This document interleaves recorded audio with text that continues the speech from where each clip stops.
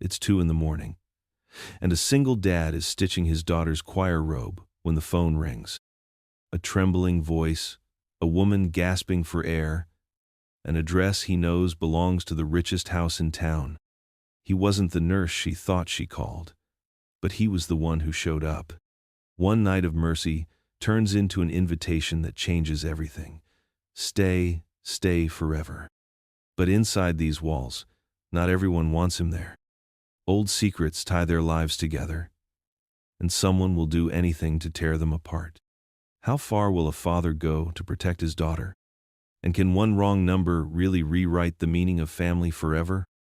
Before we get into the story, comment below where in the world you are watching from today. The old radio crackled softly in Marcus Reed's kitchen, playing "His Eye is on the Sparrow," while his fingers worked steadily at the white choir robe spread across the kitchen table. The clock on the microwave blinked 1:57 a.m. He'd meant to fix the hem earlier, but his shift at the high school had run long after a bathroom pipe burst. "Almost done, baby girl," he whispered to himself, thinking of Zoe's upcoming performance. The needle glinted under the kitchen light as he made neat, even stitches. His late wife, Lena, had taught him to sew, insisting that a parent needed to know how to mend things. The memory brought a sad smile to his face. The radio DJ's smooth voice filled the quiet kitchen. That was Sister Anderson with "His Eye is on the Sparrow." It's just about 2 a.m., and you're listening to Gospel Light Night. A shrill ring cut through the peaceful scene, making Marcus start. He pricked his finger and muttered under his breath, reaching for his phone. The screen showed "Unknown Caller." Usually, he'd let it go to voicemail at this hour, but something made him answer. "Hello? Is this Grace?" The voice was elderly, refined, but trembling with fear. "The night nurse?" Marcus sat up straighter, recognizing the name of Grace Thompson, the town's visiting nurse. "No, ma'am. This isn't—" "I can't breathe properly." The woman's voice caught with panic. "The power's out, and my oxygen machine. Please, I need help." Marcus's hand tightened on the phone. "Ma'am, where are you calling from?" "Carrington House, at the end of Maple Street." She wheezed slightly. "Please hurry." Marcus knew the place. Everyone in town did. The grand old mansion on the hill, home to the Carrington family for generations. He'd fixed a loose pew in their family church once, caught glimpses of the elderly Mrs. Evelyn Carrington at community events. She'd probably misdialed Grace's number. "Ma'am, this isn't Grace, but—" He paused, looking at the clock again. Even if he called 911, it would take precious minutes for help to arrive. "I'm going to come help you, okay? Just try to stay calm and I'll be there soon." He heard a faint "please" before the line went dead. Marcus stood quickly, gathering his keys and wallet. He moved down the hall to Zoe's room, hating to wake her but knowing he couldn't leave her alone. The nightlight cast a soft glow over her sleeping face.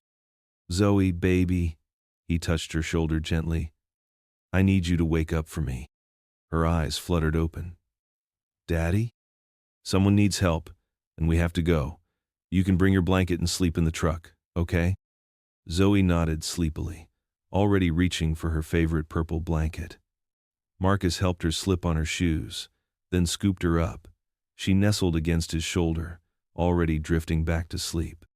The night air was thick with approaching rain as Marcus carried Zoe to his old pickup truck. He settled her in the passenger seat, tucking the blanket around her, then hurried around to the driver's side. The engine rumbled to life, headlights cutting through the darkness.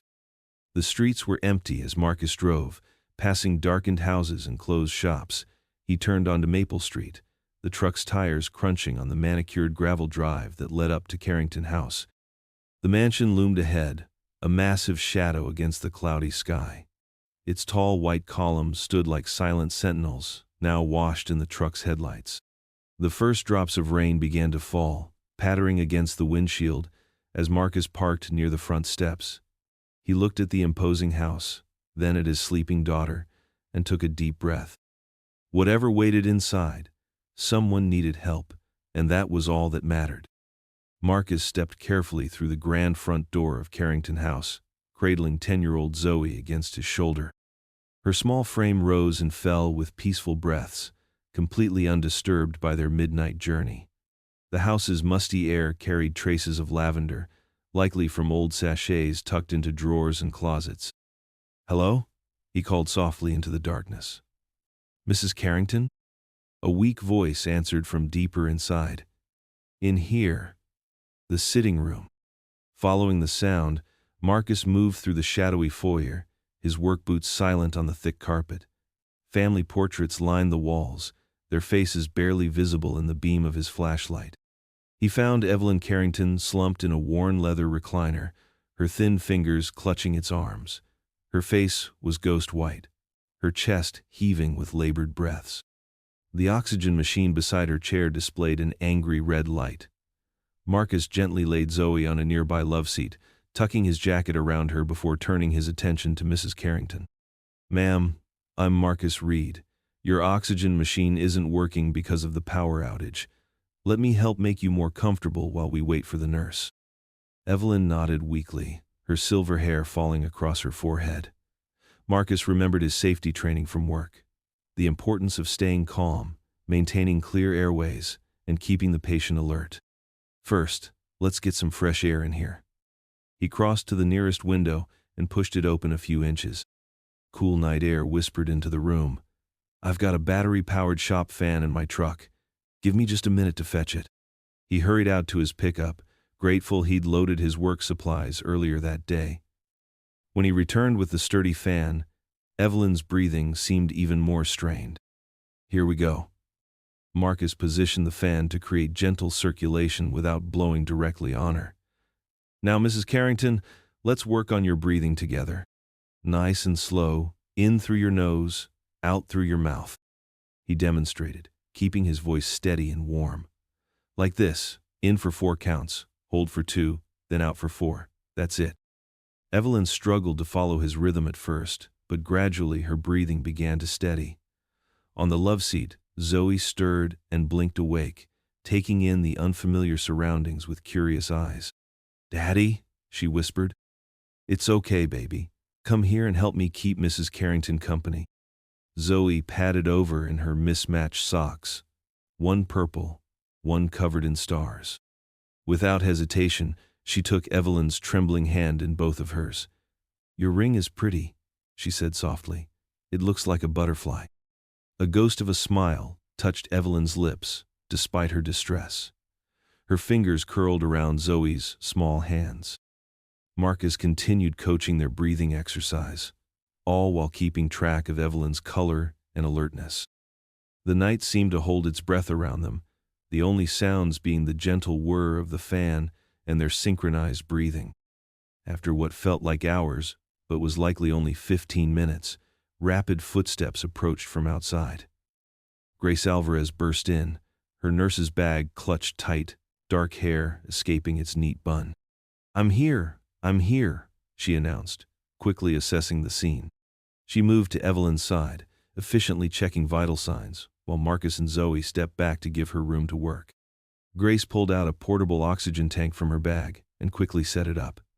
"Your quick thinking with the fan and fresh air was perfect," she told Marcus as she worked, and those breathing exercises kept her stable. As color slowly returned to Evelyn's cheeks, her sharp eyes focused on Marcus. You're not the night nurse I meant to call." "No, ma'am," he admitted. "But I recognized your address, and I couldn't just—" "Wait," Evelyn interrupted, studying his face. "I remember you now. The church. Last spring, you fixed that broken pew, the one with all the carved initials." Marcus nodded. "Yes, ma'am. That was me." "You didn't charge the church a penny for your time," she recalled, her voice stronger now but still shaky. "It needed doing, that's all."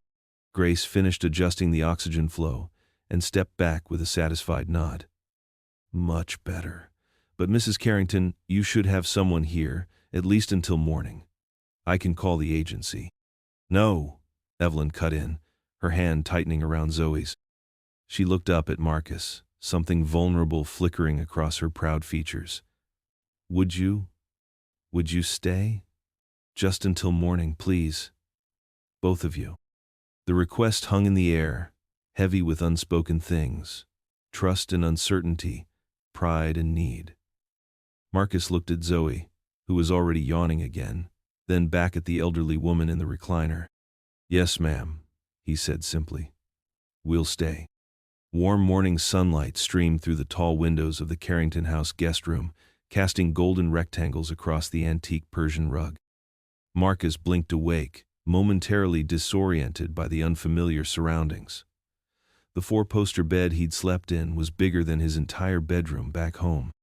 Zoe was already up, carefully folding the quilted blanket that had covered her makeshift bed on the room's plush window seat. Her dark curls were still messy from sleep, but her eyes sparkled with morning energy. Morning, Dad, she whispered, pulling a piece of construction paper from her backpack. She always carried art supplies, ready to create at a moment's notice. I'm going to leave Mrs. Carrington a note to make her feel better. Marcus smiled, watching as his daughter's small hands carefully folded a red paper heart. She wrote, "Get well soon," in her best handwriting, adding a row of tiny drawn flowers along the bottom. Together they tiptoed down the hall to Evelyn's room. The door was slightly ajar, and they could hear Nurse Grace moving about inside. Zoe peeked in, waiting until Grace stepped into the attached bathroom before slipping over to place her heart on the mahogany nightstand. Good morning, Evelyn called softly from her bed, surprising them both. She was propped up on several pillows, looking much better than the night before. Her silver hair had been neatly combed, and some color had returned to her cheeks. I hope you both slept well? Yes, ma'am, Marcus replied. How are you feeling? Much improved, thanks to your quick thinking. Evelyn's eyes crinkled warmly. Grace tells me you did exactly the right things last night. Would you join me for some tea? Grace is bringing up a tray. Soon they were settled in comfortable chairs beside Evelyn's bed, steam rising from delicate china teacups. Zoe sat cross-legged on the carpet, happily munching a butter cookie and drawing more pictures. Marcus, Evelyn said carefully. Grace mentioned you lost your wife a few years ago. I'm so sorry. Would you tell me about her? Marcus wrapped his hands around the warm teacup, gathering his thoughts. She was sunshine, always helping others, even when we barely had enough ourselves. She worked at the children's library, reading stories with all the different voices. He smiled at the memory. She got sick when Zoe was just 3, but even in the hospital, she'd make up stories to tell the other patients' kids. She sounds wonderful, Evelyn said softly. You must miss her very much. Every day, Marcus nodded. But Zoe has her smile. After finishing their tea, Evelyn insisted on giving them a proper tour of the house. She moved slowly but steadily with her cane as they walked through high-ceilinged rooms filled with history. In the sunroom, with its walls of windows overlooking the rose garden, Marcus stopped short. There on the wall hung a black and white photograph he'd never seen before, but the face in it was achingly familiar. A young black woman in a crisp maid's uniform stood on the mansion's front steps, her smile bright and dignified despite the era's constraints. That's my mother, Marcus said quietly. Ruth Reed. Oh yes, Evelyn's face lit up with recognition. Ruth, she worked here when I was first married. She had the most beautiful voice. She would sing hymns while polishing the silver. Amazing Grace was her favorite. She turned to Marcus. I had no idea she was your mother. She was such a lovely person. Before Marcus could respond, the sound of footsteps echoed from the foyer. A man in an expensive suit appeared in the doorway, Calvin Briggs, Evelyn's nephew. Marcus recognized him from town council meetings. Aunt Evelyn. Calvin's voice was thick with concern. I just heard about last night. Why didn't anyone call me? Calvin, dear. Everything's fine now. Mr. Reed here came to help when I misdialed Grace's number, thank goodness. Calvin's eyes flicked to Marcus, his smile not reaching them. How fortunate. He turned back to his aunt. But surely you see now that you need full-time professional care. I can make some calls, find someone properly qualified. I have Grace, Evelyn said firmly, and she's more than qualified. But she's not here at night, Calvin pressed. You need someone living in, someone with proper credentials. The way he emphasized proper made Marcus's jaw tighten. Zoe, sensing the tension, pressed closer to her father's side. Marcus placed a gentle hand on her shoulder. We should be heading home, he said quietly. Zoe has choir practice at noon. Of course, Evelyn said, shooting Calvin a look that clearly said they'd discuss this later. Thank you both so much for everything. As Marcus drove their old pickup truck back through town, he couldn't shake the feeling that something important had shifted in the universe. Beside him, Zoe was unusually quiet, looking back over her shoulder at the grand house growing smaller in the distance. Dad? She finally asked. Do you think Mrs. Carrington will be okay? Marcus thought about Evelyn's strength and grace, about his mother's photo on that wall, about the way Calvin had looked at them. I hope so, baby. I really hope so. The late morning sun painted everything in warm light, but the Carrington house seemed to pull at them like a magnet as they drove away, as if their story there wasn't quite finished. The late afternoon sun cast long shadows across the sprawling lawn of Carrington House as Marcus's old pickup truck rattled up the winding driveway. He'd promised Evelyn he'd check on that persistent leak in the library ceiling, and bringing Zoe along just felt natural now. The 10-year-old practically bounced in her seat, clutching her backpack filled with books and art supplies. Remember what we talked about, sweetheart, Marcus reminded her as they climbed the front steps. This is Miss Evelyn's home, not a playground. I know, Dad, Zoe said, smoothing her yellow sundress. I'll be super careful. The grand wooden door creaked open before they could knock. Evelyn stood there in a pale blue cardigan, her silver hair neatly pinned back. Right on time, she said warmly. That leak's been driving me to distraction all morning. While Marcus set up his ladder in the library, Evelyn turned to Zoe. Would you like to explore the attic, dear? There are some fascinating old things up there. Just mind the dust. Zoe's eyes lit up. Really? Can I? Third floor, end of the hall. The keys under that blue vase. Evelyn pointed to a delicate ceramic piece on a nearby table. Marcus looked up from his toolbox. You sure that's okay, Miss Evelyn? Of course. She's a careful girl. Evelyn's eyes crinkled with affection. And please, just Evelyn will do. Zoe carefully retrieved the old brass key and headed upstairs while Marcus examined the water stains on the library ceiling.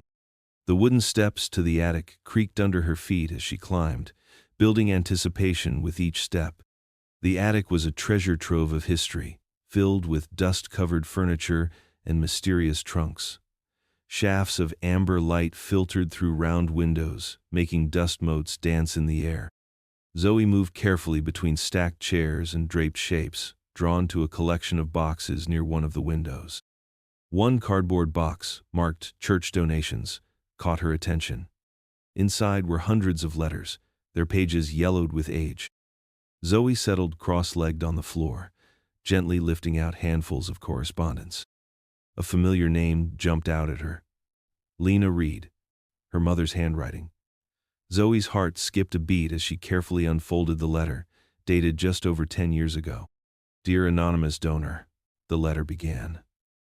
I don't know who you are, but your generosity saved my baby girl's life. The NICU bills were overwhelming us, and your gift through First Baptist's emergency fund was an answer to prayer. My husband Marcus and I will never forget this blessing. Our daughter Zoe is thriving now, and we thank God for angels like you. With deepest gratitude, Lena Reed. Zoe's hands trembled as she read the words again. She remembered her dad telling her she'd been born too early, how she'd spent weeks in the hospital. But she'd never known about this. Footsteps on the attic stairs made her look up. Evelyn appeared in the doorway, leaning slightly on her cane. Miss Evelyn, Zoe said, her voice quivering with emotion. Was it you who helped us? Evelyn moved closer, easing herself onto an old ottoman near Zoe.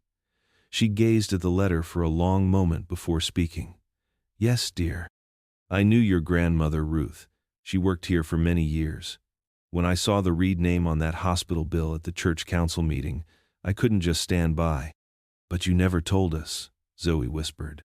Sometimes the sweetest gifts are the quiet ones, Evelyn said softly.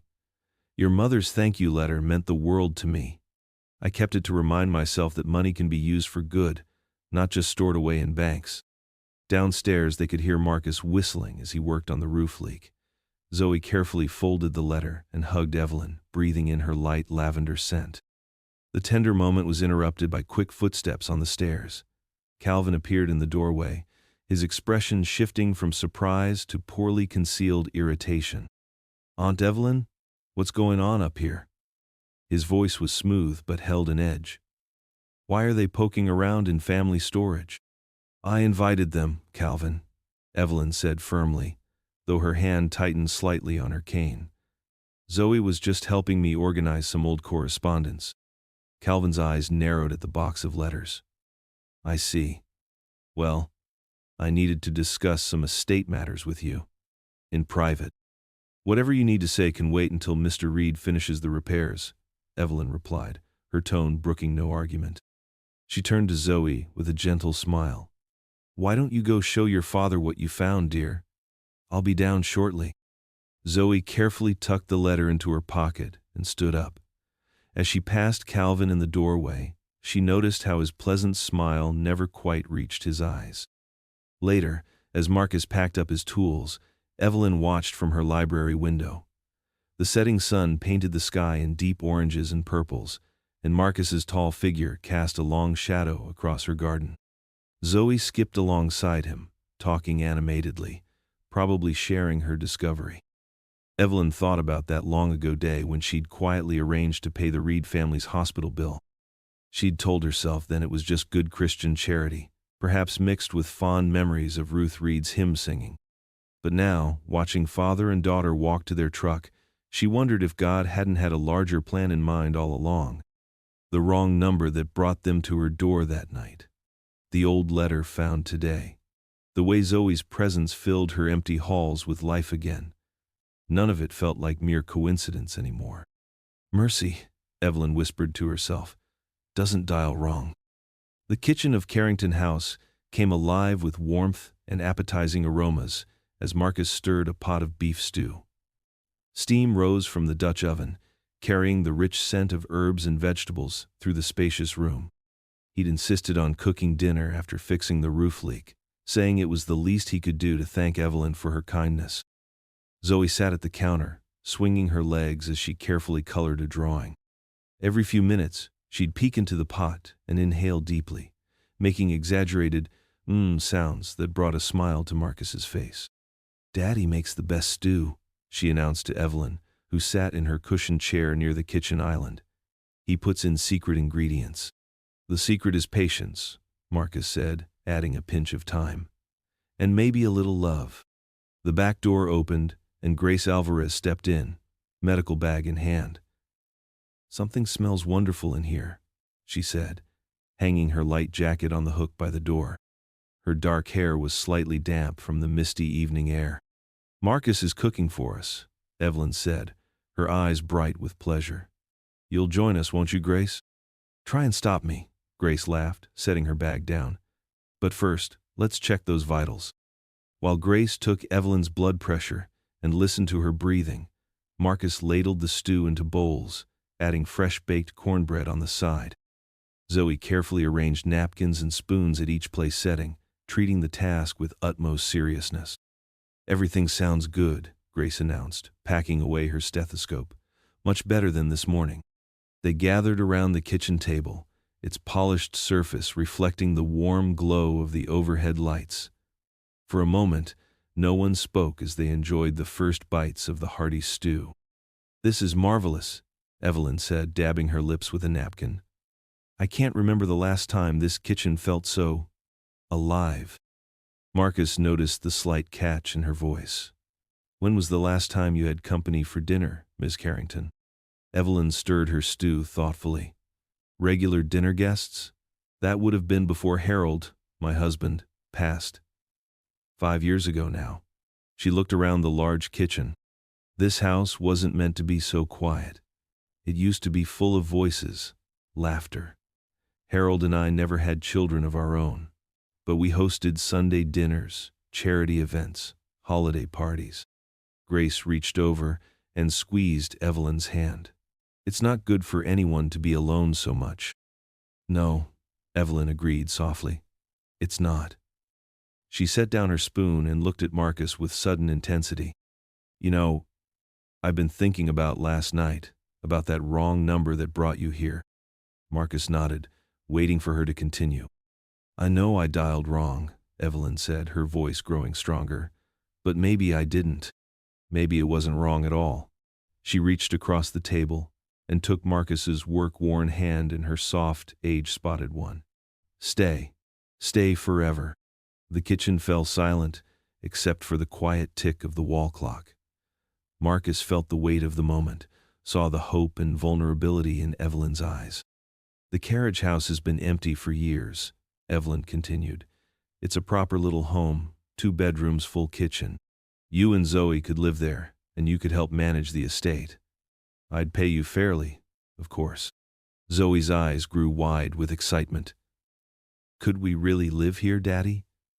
In our own little house?"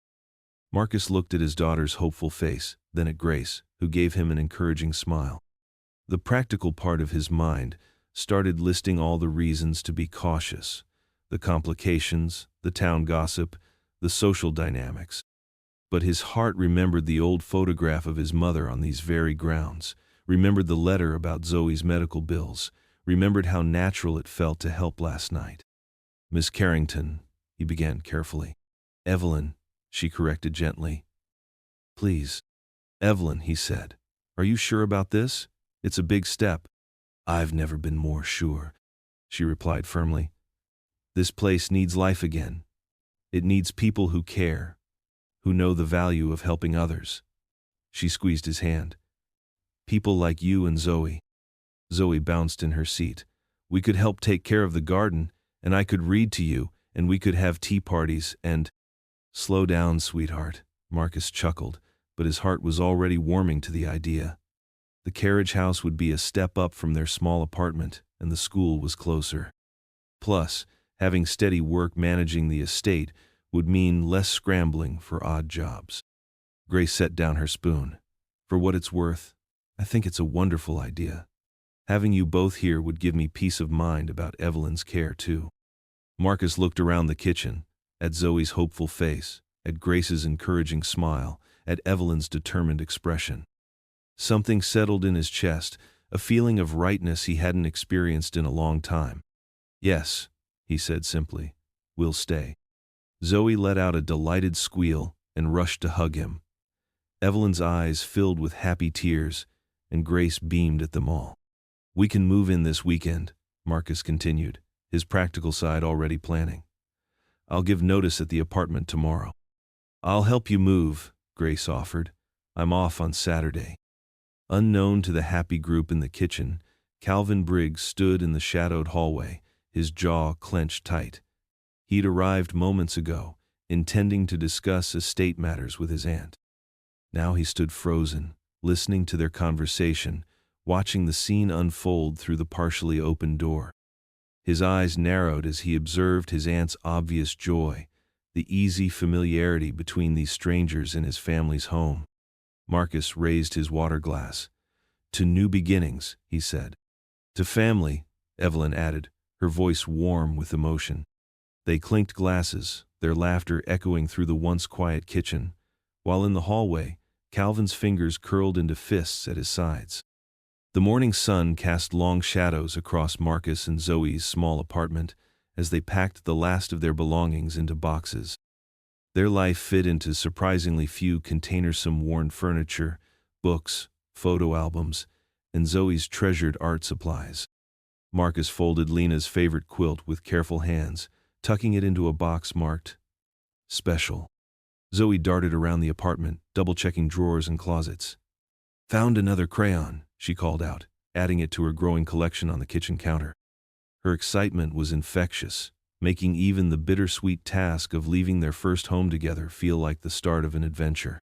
A gentle knock at the door announced Pastor Miriam Holt's arrival. She stood in the doorway, her warm brown eyes taking in the scene of organized chaos. I couldn't let my favorite family move without a proper blessing, she said, pulling Zoe into a tight hug. Pastor Miriam, Zoe squealed, wrapping her arms around the older woman's waist. We're moving to a house with a garden, and Miss Evelyn says I can help plant flowers. Marcus wiped his hands on his jeans and welcomed Pastor Miriam inside. We appreciate you coming by, he said softly. It means a lot to have your support. Pastor Miriam gathered them in a circle, her presence filling the nearly empty apartment with a sense of peace. Dear Lord, she began, her rich voice steady and sure. We thank you for new beginnings and open doors. Watch over Marcus and Zoe as they start this new chapter. Bless their steps and the home that awaits them. And Lord, we thank you for Miss Evelyn's generous heart. Amen. Amen, Marcus and Zoe echoed, their voices joining in perfect harmony. The drive to Carrington House took less than 15 minutes, but it felt like crossing into another world. The carriage house stood separate from the main mansion, its red brick walls and white trim gleaming in the morning light. Marcus backed his truck up to the entrance, where Evelyn waited on the small porch, looking pleased. Welcome home, she called out, using her cane to gesture at the freshly painted door. I had Grace help me air out the rooms yesterday. Inside, the carriage house was modest but charming, with hardwood floors and large windows that filled the spaces with natural light. The main floor held a living room, kitchen, and small study, while upstairs contained 2 bedrooms and a bathroom. It was larger than their apartment, but still cozy enough to feel like home. Zoe raced up the stairs to claim her room, her footsteps echoing through the empty space. Daddy, come see. There's a window seat. Marcus followed more slowly, carrying boxes labeled Zoe's room in his daughter's careful handwriting. He found her spinning in circles, taking in the pale yellow walls and built-in bookshelf. Miss Evelyn, Zoe called down the stairs. Can I put my books right here? Of course, dear. Evelyn replied from below. And I have something for that corner by the window. 2 of the church's maintenance men carried in a small wooden desk, its surface gleaming with fresh polish. Zoe's eyes widened at the sight. Is that for me? Every proper student needs a proper place to study, Evelyn said, watching as Zoe ran her fingers over the smooth surface. It was mine when I was about your age. I thought you might put it to good use. Marcus felt his throat tighten at the gesture. Ms. Carrington, that's too generous. Nonsense. Evelyn cut him off with a wave of her hand. It's been gathering dust in storage for years. Besides, I've seen Zoe's report cards. She'll make better use of it than I ever did. Throughout the morning, they settled into a rhythm of unpacking and arranging. Marcus fixed a squeaky hinge on the kitchen cabinet, the familiar work of his hands helping him feel more at home. Zoe arranged her books by color on the new shelf, creating a rainbow of spines that made both Evelyn and Marcus smile. After lunch, Zoe discovered Evelyn didn't know how to use the emoji keyboard on her phone. Look, Miss Evelyn. This one's a heart, and this one's a smile, and this one's a flower like the ones we're going to plant. Evelyn peered at the screen through her reading glasses. My word, there are so many little pictures. How do you know which one to use? You just pick the one that matches how you feel, Zoe explained patiently. See, I'm happy, so I send this one. She demonstrated, and Evelyn's phone chimed with a message full of sunshine emojis. The peaceful afternoon was interrupted by the sound of tires on gravel. Calvin's sleek car pulled up beside Marcus's truck, looking out of place next to the worn vehicle. He emerged in a crisp suit, carrying what appeared to be a welcome basket. Aunt Evelyn, he called out, his voice carrying across the garden. I thought I'd stop by to welcome our new residents. The pause before the last word was slight, but noticeable. "How thoughtful, Calvin," Evelyn replied, her tone cooling several degrees. "Marcus and Zoe are settling in nicely." Calvin set the basket on the kitchen counter, his eyes scanning the modest space. "I trust you'll maintain the property appropriately," he said to Marcus. "The Carrington estate has certain standards to uphold. This isn't community housing, after all." Before Marcus could respond, Zoe bounded down the stairs. "Mr. Calvin, want to see my new desk? Miss Evelyn gave it to me for studying." Calvin's smile didn't reach his eyes. "How nice." Aunt Evelyn has always been generous with her possessions. The emphasis on the last word hung in the air like smoke. Evelyn's cane tapped sharply on the floor. "I've been generous with what's mine to give, Calvin. Now, I believe you mentioned a meeting this afternoon?" After Calvin left, the atmosphere lightened again. Marcus and Zoe finished unpacking as the afternoon faded into evening. They shared a simple dinner with Evelyn in the main house, then returned to the carriage house as stars began appearing in the darkening sky. Marcus tucked Zoe into her new bed, smoothing Lena's quilt over her shoulders. Through the open window, they could hear Evelyn on her porch, humming an old hymn that floated on the evening breeze.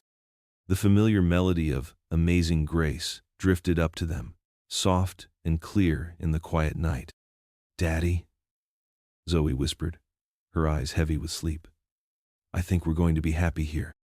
Marcus kissed her forehead, listening to the gentle humming from below. "I think you might be right, baby girl." The next morning dawned bright and clear over Carrington House. The sweet aroma of freshly baked banana bread wafted through the grand entrance as Pastor Miriam Holt made her way up the stone steps, her colorful dress brightening the austere facade. She balanced a still warm loaf wrapped in checkered cloth, her weathered hands holding it like an offering. Marcus opened the heavy wooden door before she could knock. "Pastor Miriam, what a surprise!" His face lit up at the sight of his longtime friend and spiritual advisor. "Thought y'all could use a proper welcome to the neighborhood breakfast," she said, her voice warm and rich like honey. "Though I suppose this neighborhood's about as fancy as they come." Inside, Zoe bounced down the sweeping staircase, her quick footsteps echoing through the high-ceilinged foyer. "Pastor Miriam!" She rushed forward to hug the older woman around the waist, careful not to disturb the banana bread. "There's my sugar." Pastor Miriam laughed, patting Zoe's head with her free hand. "Where's Miss Evelyn?" "In the ballroom," Marcus replied, leading the way. "She likes to have her morning coffee there, watching the light come through those big windows." The ballroom was a vast space that spoke of former glory crystal chandeliers draped in cobwebs, wooden floors dulled by years of disuse, and tall windows that streamed morning light across the empty expanse. Evelyn sat in her favorite armchair near one of the windows, a delicate china cup perched on the small table beside her. "Pastor Miriam," Evelyn brightened, attempting to rise, but the pastor waved her back down. "Stay put, honey. I'm just here to share some bread and maybe a thought or two." She settled into a nearby chair while Marcus went to fetch coffee cups. Zoe perched on the arm of Evelyn's chair, already eyeing the banana bread. The four of them made an unlikely picture in the grand old rooma. Black pastor in her vibrant dress, a distinguished white heiress in her silk robe, a widowed janitor serving coffee, and a little girl swinging her legs against the antique upholstery. As Marcus poured the coffee, Pastor Miriam's eyes swept the empty ballroom. "You know," she said thoughtfully, "this room's too beautiful to sit quiet like this." "It hasn't seen a proper party in 15 years, Evelyn admitted, a touch of sadness in her voice. "Maybe it's not parties it needs," Pastor Miriam suggested, cutting thick slices of banana bread. "Maybe it needs something else. Something new." Marcus handed her a cup of coffee, and she wrapped her hands around its warmth. "I've been thinking about our church's outreach programs. We've got so many folks who could use a good meal, some help with homework, maybe just a place to gather and lift their voices together." Evelyn leaned forward slightly, interest flickering in her eyes. "What exactly are you suggesting?" "Neighbor nights," Pastor Miriam said, her voice growing animated. "Once a week, We open these doors, serve up some good food, help kids with their studies, maybe end the evening with some hymn singing. Nothing fancy, just neighbors helping neighbors. Zoe's eyes lit up. I could help the little kids with their reading, she exclaimed. And maybe teach art too. Marcus watched Evelyn carefully, noting how she gazed around the space with new eyes. The morning light caught the dust motes dancing in the air, but now they seemed less like signs of decay and more like possibilities sparkling in the sunshine. The floor would need refinishing, Evelyn mused, her voice growing stronger. And those chandeliers haven't been cleaned in an age. I can handle the repairs, Marcus offered, already mentally cataloging what needed to be done. The wood's good under all that wear, just needs some care and attention. And I know plenty of folks who'd love to help, Pastor Miriam added. Grace Alvarez mentioned just yesterday how she misses organizing community events. As if summoned by her name, Grace appeared in the doorway, arriving for her morning check on Evelyn. Her practical nurse's shoes squeaked slightly on the wooden floor as she joined them. What's this about community events? She asked, accepting a piece of banana bread from Pastor Miriam. They quickly filled her in on the idea, and Grace's face lit up. I could coordinate the meal planning, she offered. Get a rotating schedule of volunteers for the cooking. My church ladies have been looking for a new project. Zoe had already pulled out her sketchbook, her pencils flying across the paper. I'm designing flyers, she announced, with lots of colors so everyone will notice them. Evelyn's eyes grew misty as she watched the enthusiasm building around her. To think of this room filled with people again, she said softly. Not for show, but for service. Marcus squeezed her shoulder gently.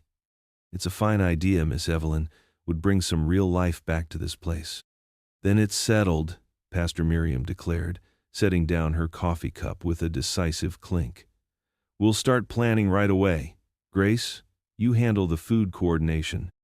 Marcus, you make a list of what needs fixing. Zoe's got the advertising covered. She winked at the little girl, who beamed with pride. The morning light seemed to grow brighter as they discussed details what evenings would work best, how to arrange the space for different activities, what supplies they'd need. Even Evelyn contributed practical suggestions about storage and setup based on her years of hosting grand events. Outside, partially hidden behind a massive oak tree across the street, Calvin's silver luxury car idled quietly. Through the ballroom's tall windows, he could see the animated group gathered around his aunt. His manicured fingers drummed against the steering wheel as he watched Marcus gesture toward the ceiling, probably discussing repairs. Calvin's lip curled slightly as he picked up his phone and scrolled to his lawyer's number. The call connected with a soft beep. Harrison? Yes, it's Calvin Briggs. We need to discuss my aunt's situation. Things are developing. Marcus pushed his cart down the gleaming aisle of Johnston's hardware, the wheels squeaking slightly against the polished concrete floor. Zoe walked beside him, clutching a carefully written supply list in her small hands. They needed materials to repair the Carrington Ballroom's aged wooden floors and fix some loose crown molding before the first neighbor night. Let's see, Marcus said, consulting the list. Wood filler, sandpaper, and those special brass screws for the molding. A store clerk in a red vest appeared at the end of the aisle, pretending to straighten items on a shelf. When Marcus and Zoe moved to the next aisle, the clerk followed, maintaining what he probably thought was a discreet distance. Zoe noticed. She always noticed things like this. Daddy, she whispered, tugging at his sleeve. Why is that man following us around? Marcus's hand tightened slightly on the cart handle, but his voice remained steady and calm. Sometimes, baby, people make wrong assumptions about others based on how they look. But why? You fix things all the time. You're just buying supplies like everyone else. That's right, Marcus said softly. And that's what makes it unfair. Some folks carry old fears and prejudices in their hearts. They judge before they know someone. The clerk edged closer as Marcus reached for a container of wood stain. Should we tell him you're fixing up Miss Evelyn's ballroom? Zoe asked, her young face serious. Marcus shook his head. We don't need to explain ourselves, Zoe.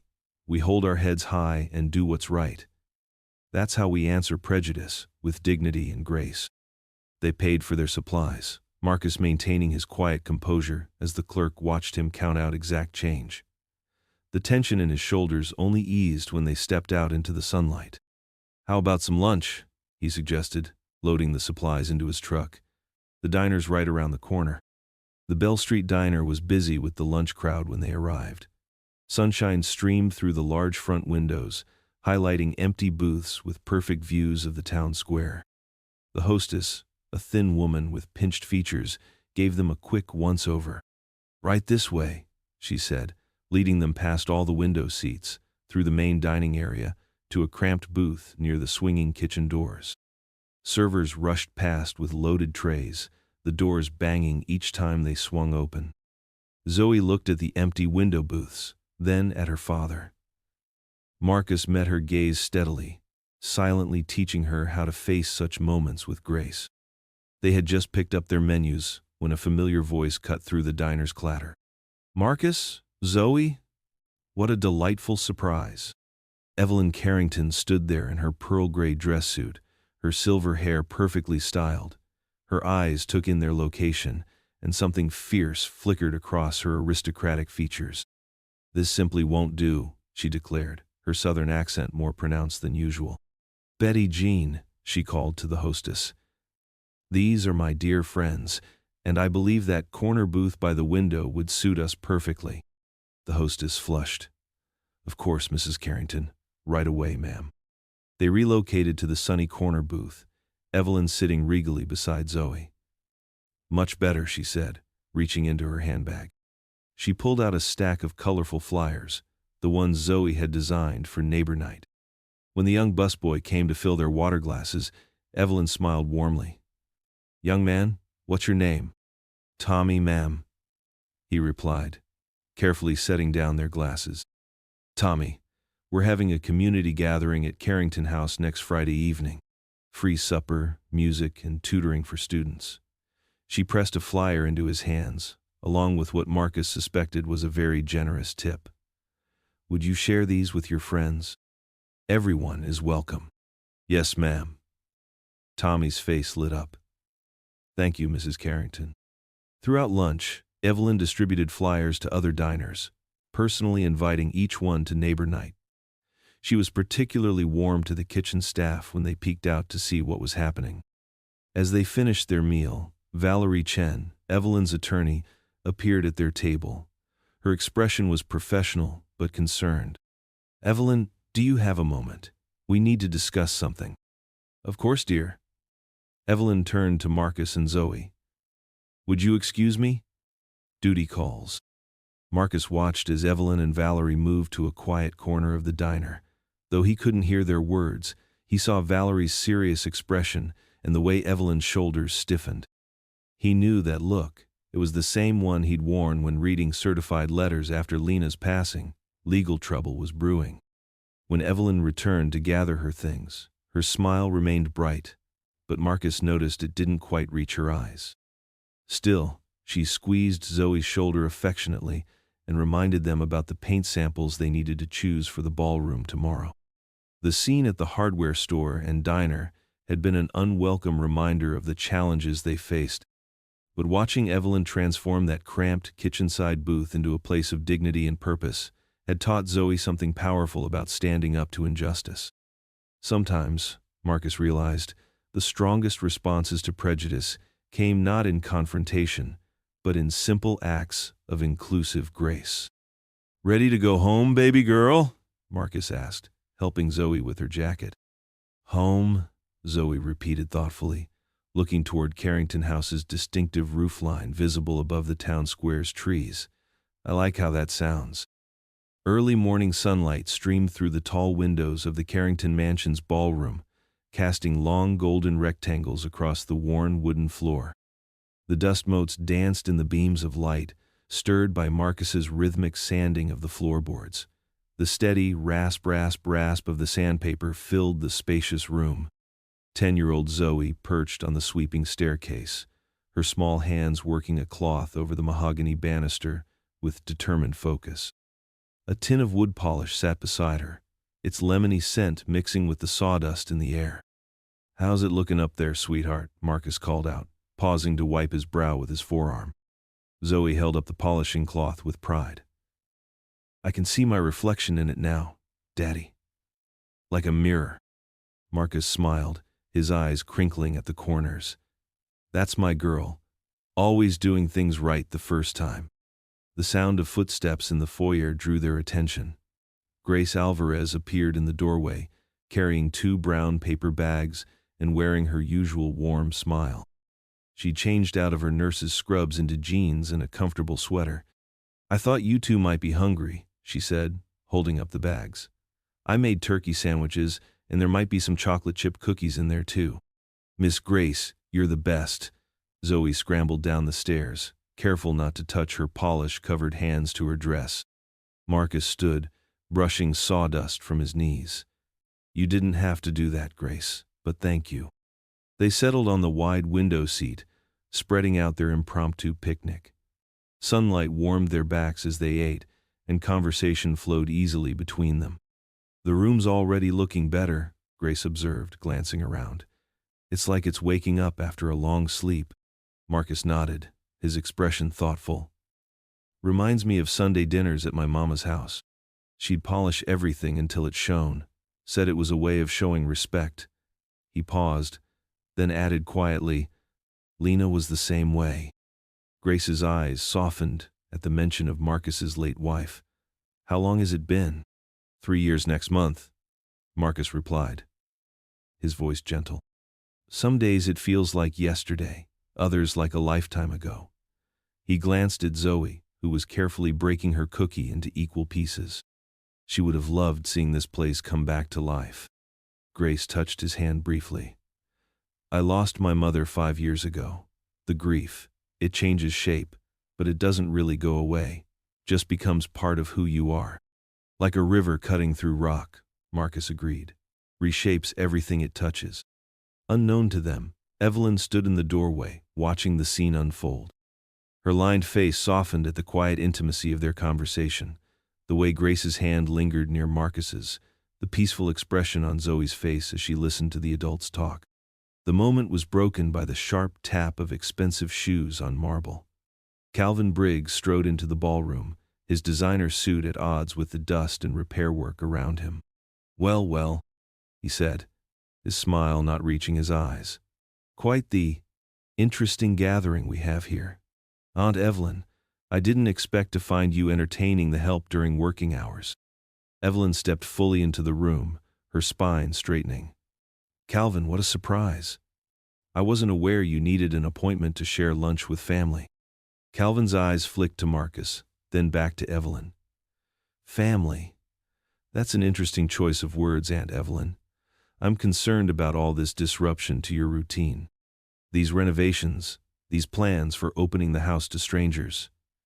He gestured dismissively at the scattered tools and supplies. Marcus stood slowly, his dignity evident in every movement. "Mr. Briggs, we're preparing the space for community gatherings, something that would benefit the whole town." "Yes, I'm sure you think so," Calvin replied, his tone dripping with condescension. "How charitable of you to take such an interest in my aunt's property." Grace rose as well, her usual gentle demeanor hardening slightly. "The whole town is excited about neighbor night.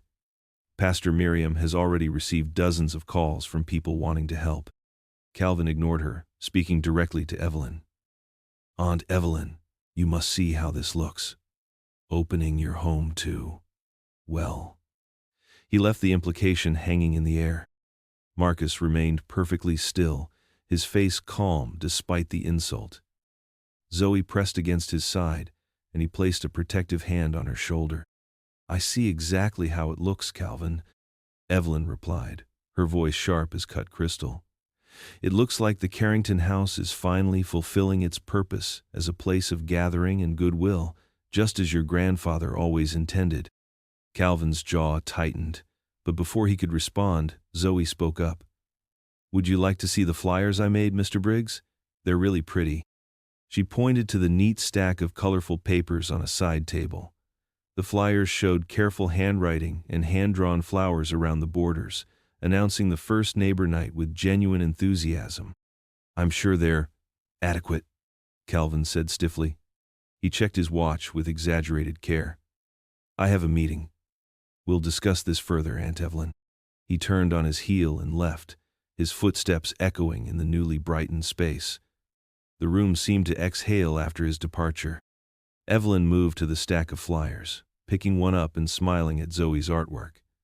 The ballroom smelled of lemon polish and possibility, the afternoon sun catching the freshly cleaned surfaces and making them glow. Marcus returned to his sanding, the steady rhythm resuming like a heartbeat in the restored quiet. Grace began helping Zoe with the remaining banisters, their hands moving in tandem along the smooth wood. The work continued, strengthened rather than diminished by Calvin's attempt to cast shadows on their shared purpose. The renovated ballroom glowed with warmth from dozens of lamps and wall sconces. The polished floor gleamed, reflecting the light like liquid gold. Long tables lined one wall, laden with steaming casseroles, fresh rolls, and homemade desserts.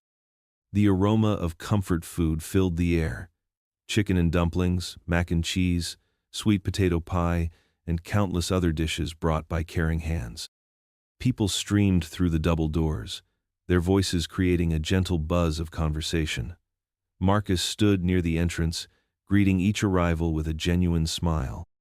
Some hesitated at first, unused to entering the grand Carrington mansion, but his welcome put them at ease. Evelyn sat in her favorite chair near the piano, where Zoe was arranging sheet music. The elderly woman's eyes sparkled as she watched the room fill with faces both familiar and new. Black, white, and brown neighbors mingled, sharing food and stories. Children darted between adults, their laughter echoing off the high ceiling. Pastor Miriam moved through the crowd like a ship's captain, making introductions and ensuring no one stood alone. "Mrs. Thompson, have you met young Jimmy? He's looking for math tutoring. Mr. Rodriguez, I believe you and Bill both worked at the factory?" Grace helped at the buffet table, directing traffic and making sure everyone had enough to eat. "Try the green bean casserole, Mrs. Johnson's secret recipe," she'd say. Or, "Save room for Miss Martha's peach cobbler." As the evening progressed, an elderly man approached Evelyn's chair. His weathered hands twisted his cap nervously. Marcus recognized him as Tom Bradley, who'd worked at the Carrington textile mill for 40 years. "Miss Evelyn," Tom said, his voice thick with emotion. "I've been wanting to say something for a long time," he cleared his throat. "Back in '65, when your daddy wouldn't let the black workers use the inside water fountains, I saw it was wrong, but I didn't speak up. Not one word." His eyes glistened. "I was afraid of losing my job. But that's no excuse. I should have said something." The room grew quiet. Evelyn reached out and took Tom's rough hand in her soft one. "Thank you, Tom. We can't change the past, but we're making a new future right here, right now." Zoe began playing Amazing Grace on the piano, her small fingers moving with surprising confidence. Pastor Miriam's rich voice lifted in the first verse, and others joined in. The hymn swelled, filling every corner of the ballroom with its message of redemption. When the last note faded, Evelyn gestured for Marcus to help her stand. She moved to the center of the room, her posture regal despite her frailty. "My dear friends and neighbors," she began, her voice clear and strong. "This house has stood too long as a symbol of division. Tonight, we begin to change that." She smiled at Marcus and Zoe. "I've learned that sometimes the greatest blessings come through what seems like a wrong number." A few chuckles rippled through the crowd. Evelyn continued. "I want to announce something special. In memory of a remarkable woman who left us too soon, I am establishing the Lena Reed Scholarship Fund." She looked directly at Marcus, whose eyes widened in surprise. "Lena believed in education and opportunity for all. I'm seeding this fund with $50,000 from my personal accounts." Gasps and murmurs filled the room. Pastor Miriam wiped tears from her eyes. Zoe beamed from the piano bench, while Marcus stood frozen, overwhelmed by the tribute to his late wife. The scholarship will help local students pursue their dreams of higher education, Evelyn explained. And this ballroom will continue to host these gatherings, where we can all come together as one community. Applause erupted, accompanied by cheers and a few amens from the crowd. People surged forward to hug Evelyn, shake Marcus's hand, and congratulate Zoe. In a shadowy corner, Calvin Briggs stood rigid, his face a mask of controlled anger. His fingers moved rapidly over his phone screen, texting furiously. His jaw clenched as he watched his aunt being embraced by their former housekeeper's daughter. The screen of his phone cast a cold blue glow on his face as he typed another message, his expression growing darker with each word. The celebration continued around him, but Calvin remained apart, his presence like a small pocket of winter in the warm spring of the evening. The sounds of joy and fellowship filled the ballroom, shared laughter, children playing, the clink of plates, and voices raised in conversation, while he stood silent, plotting in the shadows. The morning sun painted long shadows across Evelyn's garden as she and Marcus walked the winding brick path between neat rows of flowers. Her slim hand rested on his arm for support, but her steps were steadier than they'd been in weeks. The garden buzzed with life, bees drifted between blooms, and birds called from the old oak trees that bordered the property. "These roses need pruning," Evelyn said, pausing to touch a white blossom. "My mother planted them 60 years ago. Would you believe they still bloom every spring?" Marcus nodded, noting how the morning light made her face look younger, more vibrant. "Some things just have deep roots," he said, "like family traditions." Speaking of traditions, Evelyn's eyes sparkled with excitement. "I've been thinking about expanding our neighbor nights. Perhaps we could add afternoon programs for children?" Zoe mentioned some of her classmates need help with homework. "That's a wonderful idea," Marcus said, carefully guiding her around a loose brick in the path. "I could fix up that sunroom off the ballroom, make it into a study space." They stopped at an iron bench beneath a flowering dogwood tree. Marcus helped Evelyn settle onto it, arranging her shawl against the morning chill. "You know, Marcus," she said, watching a cardinal flit between branches, "I haven't felt this useful in years. Having you and Zoe here, it's given me purpose again." Across town, in his sleek downtown office, Calvin Briggs sat at his mahogany desk, his face tight with determination. He picked up his phone and dialed a number he'd researched carefully. "Adult Protective Services? Yes, I need to report a case of elder exploitation." His voice oozed concern. "It's about my aunt, Evelyn Carrington. She's 78, living alone." "Well, not exactly alone anymore. That's part of the problem." He spun a careful web of half-truths and implications. Yes, his aunt had recently taken in a handyman and his daughter. No, there was no formal employment contract. Yes, she'd been making unusual financial decisions lately. The scholarship announcement, very out of character, and hadn't she seemed confused at times? After hanging up, Calvin drove to the estate, timing his arrival for when he knew Marcus would be fixing the garden shed. He let himself in with his key, moving quickly to Evelyn's sitting room. From his pocket, he withdrew an antique brooch, a Carrington family heirloom he'd borrowed from his mother's jewelry box months ago. With practiced care, he tucked it between the cushions of Evelyn's favorite chair, making sure just a tiny corner of gold was visible. Then he took several photos with his phone, documenting its location. Back in the garden, Evelyn and Marcus had moved to the herb bed, where she pointed out the different plants. "Lavender for peace," she said, running her fingers through the purple stalks. "Rosemary for remembrance. My grandmother taught me all their meanings." "Zoe would love to learn those," Marcus said. "She's already started pressing flowers from your garden in her school books." Evelyn smiled, her face glowing. "That child has such a gentle heart. Do you know what she did yesterday? She found my old photo albums and asked me to tell her stories about every single picture. No one's wanted to hear those stories in years." They continued their garden tour, Evelyn growing more animated as she shared plans for new plantings and improvements. Her voice was stronger, her step more sure, as she pointed out where she wanted to add benches for neighbor night gatherings. "We could have outdoor sessions when the weather's nice," she said. "Maybe even a small vegetable garden for the community to tend." Marcus watched her with quiet joy, seeing how these plans energized her. The morning light caught the silver in her hair, making it shine like a crown. Later that evening, Marcus tucked Zoe into her bed in the carriage house. Her room still smelled of fresh paint and new beginnings. She clutched the stuffed rabbit Evelyn had given her, already worn from constant love. "Did you see Miss Evelyn in the garden today?" Zoe asked, yawning. "She looked so happy." "She did, didn't she?" Marcus smoothed her covers. "I think she's feeling stronger every day. Can we help her plant those new flowers she talked about?" "Of course we can, sweet pea." He kissed her forehead. "Now get some sleep. You've got choir practice tomorrow." Zoe snuggled deeper under her quilt. "Daddy, I'm glad we're here. It feels like home." "It does, doesn't it?" Marcus turned on her nightlight, a delicate lamp that had once belonged to Evelyn's daughter. "Sweet dreams, baby girl." He closed her door softly, unaware of the carefully laid trap that would soon spring shut. In his own room, he sat down to review repair plans for the sunroom, his mind full of possibilities for the future. The evening crickets chirped outside his window, and somewhere in the distance, a whippoorwill called into the gathering dark.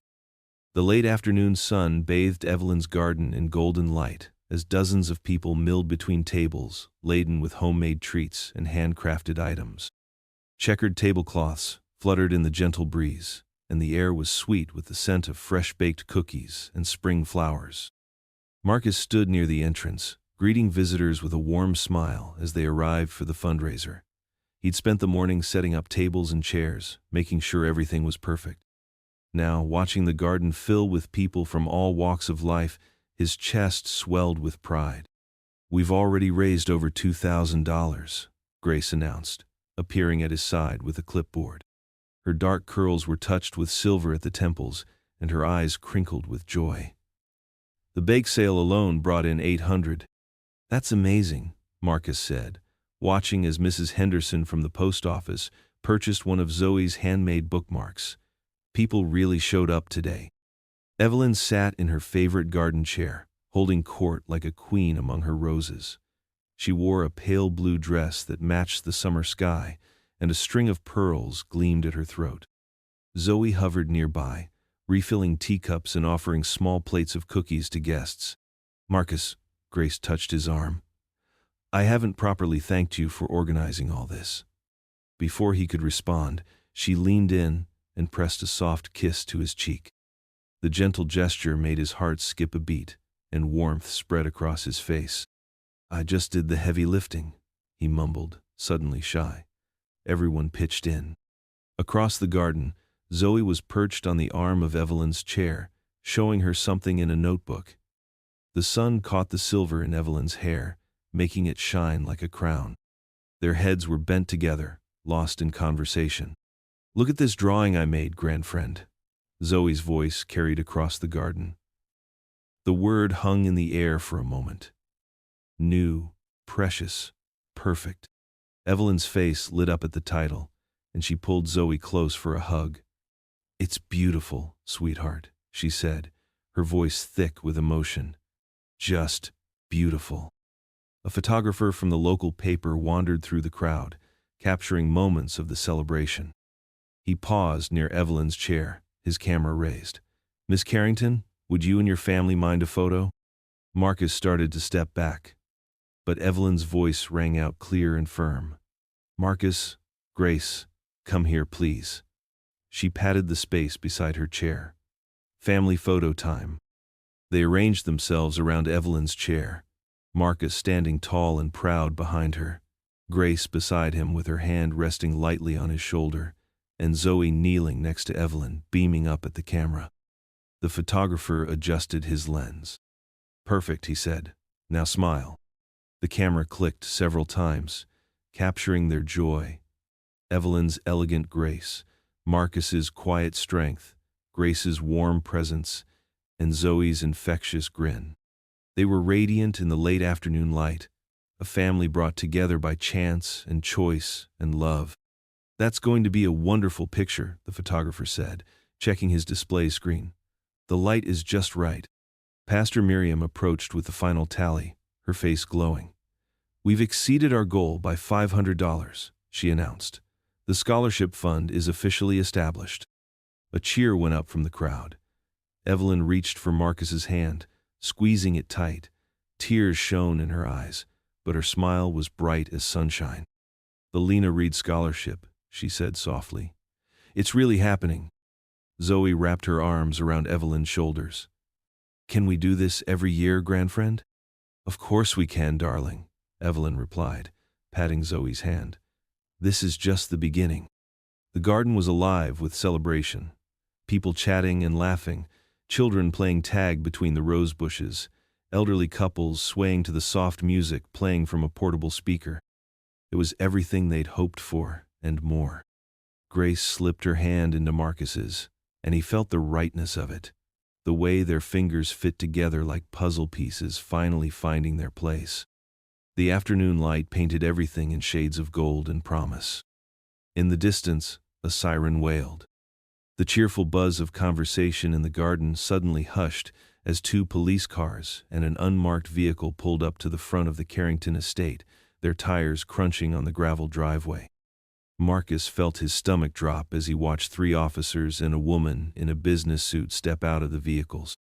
Calvin emerged from the crowd, his face a mask of practiced concern. "Oh dear," he said loudly enough for nearby guests to hear. "I was afraid something like this might happen." The woman in the business suit approached, her badge identifying her as from Adult Protective Services. "Mr. Reed?" she asked, her voice professionally neutral. "I'm Linda Matthews from APS. We need to speak with you." Marcus nodded slowly, his throat tight. "Of course."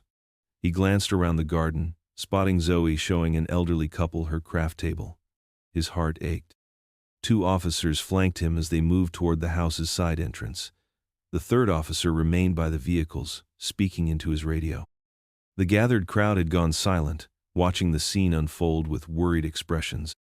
Inside Evelyn's study, Linda Matthews sat across from Marcus while Calvin hovered near the doorway. "Mr. Reed," she began, "we've received serious allegations of financial exploitation and theft regarding Mrs. Carrington." "What?" Marcus's voice came out barely above a whisper. "A family brooch, valued at several $1,000s, has gone missing," one of the officers explained. "And there are concerns about unusual changes to Mrs. Carrington's financial arrangements." "This is ridiculous," Marcus said, fighting to keep his voice steady. "I would never." "He's had access to everything," Calvin interjected smoothly. "The house, Aunt Evelyn's accounts for the charity work, her personal items." The door burst open as Evelyn stormed in, her face flushed. "What is the meaning of this?" she demanded. "Mrs. Carrington," Linda Matthews stood. "Please, you should sit down. We're here to help." "Help?" Evelyn's voice rose. "By accusing a good man of—" She suddenly swayed, pressing a hand to her chest. "Aunt Evelyn," Calvin rushed forward, catching her arm as she stumbled. "Call an ambulance," someone shouted. Marcus tried to move toward Evelyn, but one of the officers held him back. The room erupted into chaos as Grace pushed through the doorway, immediately checking Evelyn's vital signs. In the midst of the commotion, a new voice cut through. "Mr. Reed?" A different woman in a blazer stood in the doorway, her expression grave. "I'm Sandra Wilson from Child Protective Services. Given the current situation, we need to temporarily place Zoe in emergency care until this matter is resolved." Marcus felt the floor drop out from under him. "No," he breathed. "Please, she hasn't done anything wrong." "It's standard procedure during an investigation," Sandra explained quietly. "Pastor Miriam Holt has already agreed to take her for the next 72 hours. Through the window, Marcus could see the ambulance arriving, its lights casting red flashes across the garden where confused guests were beginning to leave. His daughter was still at her craft table, unaware of how her world was about to shift. Pastor Miriam appeared in the doorway, her face lined with worry. "Marcus," she said softly, "let me help. Let me take care of her while you sort this out." He wanted to argue, to fight, to run with Zoe far away from all of this. But he knew that would only make things worse. With trembling hands, he nodded. The next hour passed in a blur. He watched helplessly as Evelyn was loaded into the ambulance, Grace climbing in beside her. He stood frozen as Pastor Miriam led a crying Zoe to her car, his daughter's confused questions echoing in his ears. "Daddy, why can't I stay with you? What's happening?" "You'll need to leave the property until the investigation is complete," Linda Matthews informed him, her voice not unkind but firm. "You can gather some personal items from the carriage house now, under supervision." Marcus walked numbly across the lawn, past the abandoned fundraiser tables where paper napkins now tumbled in the evening breeze. An officer followed him into the carriage house, watching as he mechanically packed a small bag with clothes and toiletries. He paused at Zoe's room, his hand resting on the doorframe. Her stuffed giraffe sat on the carefully made bed, and her homework was still spread across the small desk Evelyn had given her. The sight nearly broke him. "Sir," the officer prompted quietly. "We need to go." Marcus nodded, unable to speak. He switched off the lights and locked the door behind him, each click of the key feeling like a physical blow. The officer escorted him to his truck, where Calvin stood watching with barely concealed satisfaction. "Such a shame," Calvin said, shaking his head. "But Aunt Evelyn's welfare has to come first, doesn't it?" Marcus didn't respond. He climbed into his truck and started the engine, watching in the rearview mirror as the police cars pulled away. He drove to his old apartment across town, the one he'd kept paying rent on just in case. The space felt smaller than he remembered, and the silence pressed in around him like a physical weight. He sat on the edge of the bed, still made with sheets from the last time they'd lived here. The sun had set, leaving the room in darkness, but he couldn't bring himself to turn on a light. His phone buzzed with messages from Grace and Pastor Miriam, but he couldn't look at them yet. In the quiet, empty room, Marcus finally allowed his shoulders to shake, his carefully maintained composure crumbling as the events of the day crashed over him. His daughter was gone. Evelyn was in the hospital, and everything they'd built together lay in ruins around him. The silence of the apartment seemed to mock him, broken only by the distant sound of traffic and the occasional footsteps from the unit above. He remained there, motionless in the dark, as night settled fully over the town. The morning sun filtered through the carriage house windows, casting long shadows across the stack of moving boxes Marcus had never fully unpacked. He sat on the edge of his bed, shoulders heavy, staring at the cardboard containers still labeled in Zoe's careful handwriting, Dad's books, kitchen stuff, important papers. His work-worn hands trembled slightly as he picked up a framed photo of Zoe from one of the partially unpacked boxes. Her bright smile beamed back at him, gap-toothed and genuine, taken just weeks ago at their first dinner in the carriage house. The memory of her being led away by Child Protective Services yesterday made his chest ache. Marcus sank to his knees beside the bed, clasping his hands together. "Lord," he whispered, his voice rough with emotion, "I don't understand your plan right now, but I trust you. Just help me protect my baby girl." He paused, struggling to find more words, but the prayer stuck in his throat. The sound of car doors closing outside made him rise. Through the window, he saw Pastor Miriam's sensible sedan parked next to Grace's small SUV. The two women were helping Valerie Chen unload what looked like several heavy legal boxes from her trunk. A soft knock at the door. "Marcus?" Pastor Miriam's voice carried through the wood. "We're coming in, son." Before he could respond, the door opened and the three women entered. Grace immediately went to the kitchen and started making coffee, moving through the space with familiar ease. Valerie set her boxes on the small dining table while Pastor Miriam walked straight to Marcus and took his hands in hers. "You're not alone in this fight," she said firmly, her eyes fierce behind her reading glasses. "And you're not running away either. I can see those packed boxes clear as day." Marcus tried to pull his hands back, but Pastor Miriam held firm. "Pastor, they took my daughter. They're saying His voice cracked. "They're saying I took advantage of Miss Evelyn, that I stole from her." "Nonsense," Valerie interrupted, pulling files from her boxes. "And we can prove it. I've been gathering evidence since Calvin started making noise about Evelyn's competency." She spread documents across the table. Bank records, medical evaluations, witness statements from neighbor night attendees. Grace appeared with 4 mugs of coffee, passing them around. "Marcus," she said softly, "Evelyn is stable now. First thing she did when she woke up in the hospital was demand her phone to call me. She's furious about what Calvin did. But Zoe," Marcus started, "is safe with me," Pastor Miriam finished, "and she's got something to say to you." She pulled out her cell phone, dialed quickly, and put it on speaker. "Daddy?" Zoe's voice filled the small room, and Marcus nearly dropped his coffee mug. "Baby girl," he breathed, "are you okay?"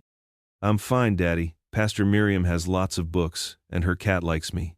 There was a pause, then Zoe's voice grew serious. "Daddy, don't leave.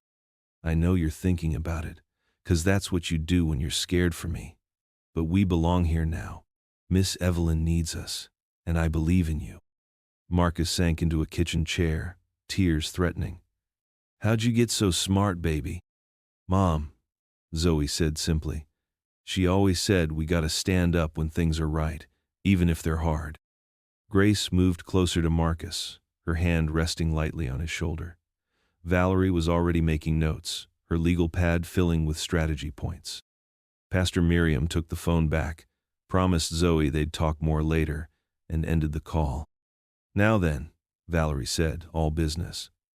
"We've got statements from half the town about how you've improved the Carrington estate. Financial records showing Evelyn's accounts are untouched. In fact, they're healthier than when Calvin was managing them. Medical reports from Grace documenting Evelyn's improved physical and mental state since you arrived. And we've got God," Pastor Miriam added firmly, "who, if you recall, brought you to that house in the first place through what seemed like a wrong number." Marcus looked at the 3 women surrounding him, the pastor who'd helped him through Lena's death, the nurse who'd become more than a friend, and the lawyer ready to fight for justice. He thought of Zoe's unwavering faith in him, of Evelyn's trust. His hand steadied as he reached for Valerie's documents. "Tell me what we need to do," he said quietly. "I'm not running. Not this time." Grace squeezed his shoulder, and Pastor Miriam smiled. "That's what we wanted to hear," Valerie said, pulling up a chair. "Now, let's build our case." Afternoon sunlight streamed through the study windows of Carrington House as Valerie Chen spread financial documents across the mahogany desk. Grace sat beside her, comparing dates on a stack of bank statements. The room smelled of old paper and leather-bound books, with a hint of Evelyn's signature lavender perfume still lingering in the air. "These numbers don't add up," Valerie muttered, adjusting her reading glasses. She pointed to a column of figures in the Carrington Foundation's quarterly report. "There should be more in the scholarship fund." Grace leaned over, squinting at the tiny print. "How can you tell?" "The deposits from the investment portfolio are regular, but the withdrawals." Valerie trailed off, reaching for another folder. Zoe sat cross-legged on the floor nearby, sorting through a box of old correspondence she'd found in the attic. She'd insisted on helping, saying she was good at finding things. Her small fingers moved methodically through the papers, just as Marcus had taught her to organize his tools. "Miss Valerie," Zoe called out suddenly, holding up a thick envelope.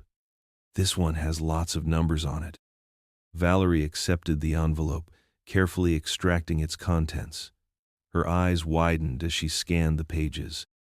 "These are transfer records from the Foundation's reserve account." She spread them on the desk, creating a timeline. "Look at this pattern. Small amounts, moving between accounts, always just under the reporting threshold." Grace stood up to get a better look. "What does that mean?" "It means someone was trying to hide the transfers," Valerie explained, her voice tight with controlled anger. And look who authorized them. She pointed to a signature at the bottom of each form. Calvin Briggs, Grace read aloud, her face darkening. Zoe continued digging through the box, pulling out more envelopes.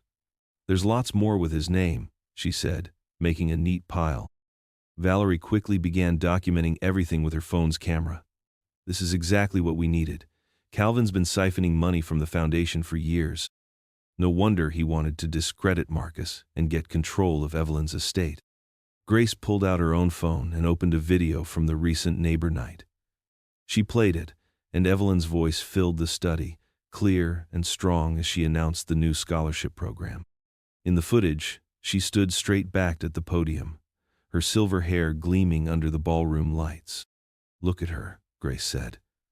"Does this look like someone who's mentally incompetent? She's explaining complex financial decisions and cracking jokes with the audience." Valerie watched intently, taking notes. "The timestamp on this is crucial. It's just days before Calvin filed his complaint. No judge can watch this and believe Evelyn was being manipulated." They worked through the afternoon, building their case piece by piece. Zoe discovered more documents showing Calvin's mismanagement of foundation funds, while Grace compiled statements from neighbor night attendees who'd witnessed Evelyn's sharp mind and independent decision-making. "Here's something else," Grace said, pulling a folder from a bottom drawer.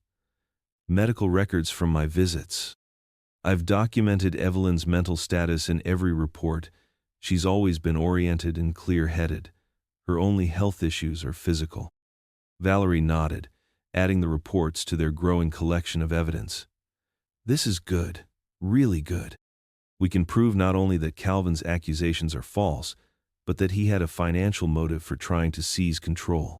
"Will it be enough to help my dad come home?" Zoe asked quietly, hugging her knees to her chest. Grace moved to sit beside her, wrapping an arm around the girl's shoulders. "Your dad is a good man, sweetie. We're going to prove it." Valerie began organizing the documents into clear categories: financial evidence, medical records, witness statements, and video proof. She checked her watch. "If I leave now, I can file emergency motions before the clerk's office closes. We need to get this in front of a judge immediately." "Can I help carry things?" Zoe asked, already standing up. "You've helped more than you know," Valerie said, smiling at her. Finding those transfer records was crucial. Grace gathered the medical files while Valerie carefully placed everything else in her briefcase. "I'll stay here with Zoe," Grace offered. "Pastor Miriam said she doesn't mind if we hang out at the house while she's at choir practice." Zoe's face brightened. "Can we make cookies for when Dad comes home?" "That sounds perfect," Grace said, giving her another squeeze. Valerie closed her briefcase with a decisive click. "I'll call as soon as I've filed everything. With this evidence, we should be able to get an emergency hearing first thing tomorrow morning." She paused at the study door, looking back at the room where they'd uncovered the truth. Calvin thought he was so clever, hiding everything in plain sight. He never counted on having a 10-year-old detective on our team. Zoe beamed at the praise, then grew serious. "Miss Valerie, tell the judge my dad only ever helps people. That's just who he is." "I will," Valerie promised. "And now we have the proof to show it." A sharp autumn wind whipped around the courthouse columns as Marcus Reed stood at the bottom of the stone steps, straightening his tie with trembling fingers. The borrowed suit from Pastor Miriam's son felt stiff, but she had insisted he look his best today. Beside him, Valerie Chen clutched her leather briefcase, its edges worn from years of similar battles. "Remember," Valerie said, her voice steady and calm, "let the evidence speak. We have truth on our side." Grace Alvarez reached over and squeezed Marcus's hand. She wore her nurse's uniform, having come straight from her night shift. Dark circles rimmed her eyes, but her gaze held fierce determination. Pastor Miriam's weathered Bible peeked from her purse as she led them in a quick prayer circle. "Lord, let justice flow like a river today," she whispered, her grip tight on Marcus's shoulder. They climbed the steps together, their footsteps echoing in the morning quiet. Inside, the marble halls amplified every sound: whispers, shuffling papers, the squeak of dress shoes. Calvin Briggs stood near the courtroom doors in an expensive suit, conferring with his attorney. His eyes narrowed at Marcus's approach. The courtroom smelled of furniture polish and anxiety. Marcus's heart clenched when he saw Evelyn Carrington already seated in the gallery. She looked smaller somehow, pale but alert, her silver hair perfectly arranged. When she caught his eye, she gave him a slight nod. Judge Harrison, a woman with steel-gray hair and reading glasses perched on her nose, called the hearing to order. The allegations hung heavy in the air. Financial exploitation, undue influence, theft of family heirlooms. Calvin's attorney painted Marcus as a predator, using carefully coded language that made Marcus's jaw clench. Grace was called to testify first. She walked to the witness stand with the same steady grace she showed with her patients. "I've been Mrs. Carrington's night nurse for 3 years," Grace began, her voice clear and professional. "In that time, I've never seen anyone treat her with more respect than Marcus Reed. The night she accidentally called him instead of me, he could have ignored it. Instead, he came out in the middle of the night, brought his own equipment to help her breathe, and stayed until I arrived." She continued, describing the positive changes she'd observed since Marcus and Zoe moved in. "Mrs. Carrington's health has improved. She's more engaged, more active. The Neighbor Nights program has brought life back to that house. And Marcus, he documents every penny spent, keeps meticulous maintenance records, and always consults Mrs. Carrington about decisions." Calvin's attorney tried to suggest Grace was biased due to her personal relationship with Marcus, but she met the insinuation head-on. "My feelings for Marcus developed because I witnessed his character day after day. As a medical professional, I base my assessments on observable facts." Valerie approached the bench next, presenting the ledgers found in the estate office. "Your Honor, these records show systematic withdrawal of funds from the dormant Carrington Foundation by Mr. Calvin Briggs over the past 5 years. The total exceeds 200. She laid out the evidence methodically: bank statements, transfer records, Calvin's signature on documents he'd claimed no knowledge of. The judge's expression grew increasingly stern as she reviewed the papers. Then came the moment everyone had been waiting for. Evelyn Carrington made her way to the witness stand, refusing help despite her weakness. She sat straight-backed, every inch the family matriarch. "I may be old," she began, her voice thin but unwavering, "but I know my own mind. Marcus Reed and his daughter haven't taken advantage of me. They've given me back my purpose. My nephew Calvin speaks of protecting my interests, but where was he when I couldn't breathe that night? Where was he when the house was falling into disrepair?" She turned to face the judge directly. "Marcus is my family by choice, Your Honor. The only person trying to control my decisions is my nephew. I want Marcus and Zoe in my home. I need them there." Calvin shifted uncomfortably in his seat as Evelyn continued. "I've watched Calvin's greed grow over the years. He resents every penny spent on charity, every decision I make without consulting him. The missing brooch? I never believed for one moment that Marcus took it." Valerie stood. "Your Honor, we have reason to believe the brooch is in Mr. Briggs's possession. We request the court order his briefcase be opened." Calvin's face went slack as the judge nodded. The bailiff approached, and Calvin clutched the briefcase tighter. "Mr. Briggs," Judge Harrison said sharply, "release the briefcase or face contempt charges." With visible reluctance, Calvin handed it over. The bailiff placed it on the evidence table and opened it. There, wrapped in a handkerchief, lay the missing Carrington family brooch. The courtroom erupted in murmurs. Calvin's attorney looked stricken. Judge Harrison rapped her gavel for silence. "Based on the evidence presented," she began, her voice stern, "I am dismissing all charges against Marcus Reed. Furthermore, I'm ordering an immediate investigation into Mr.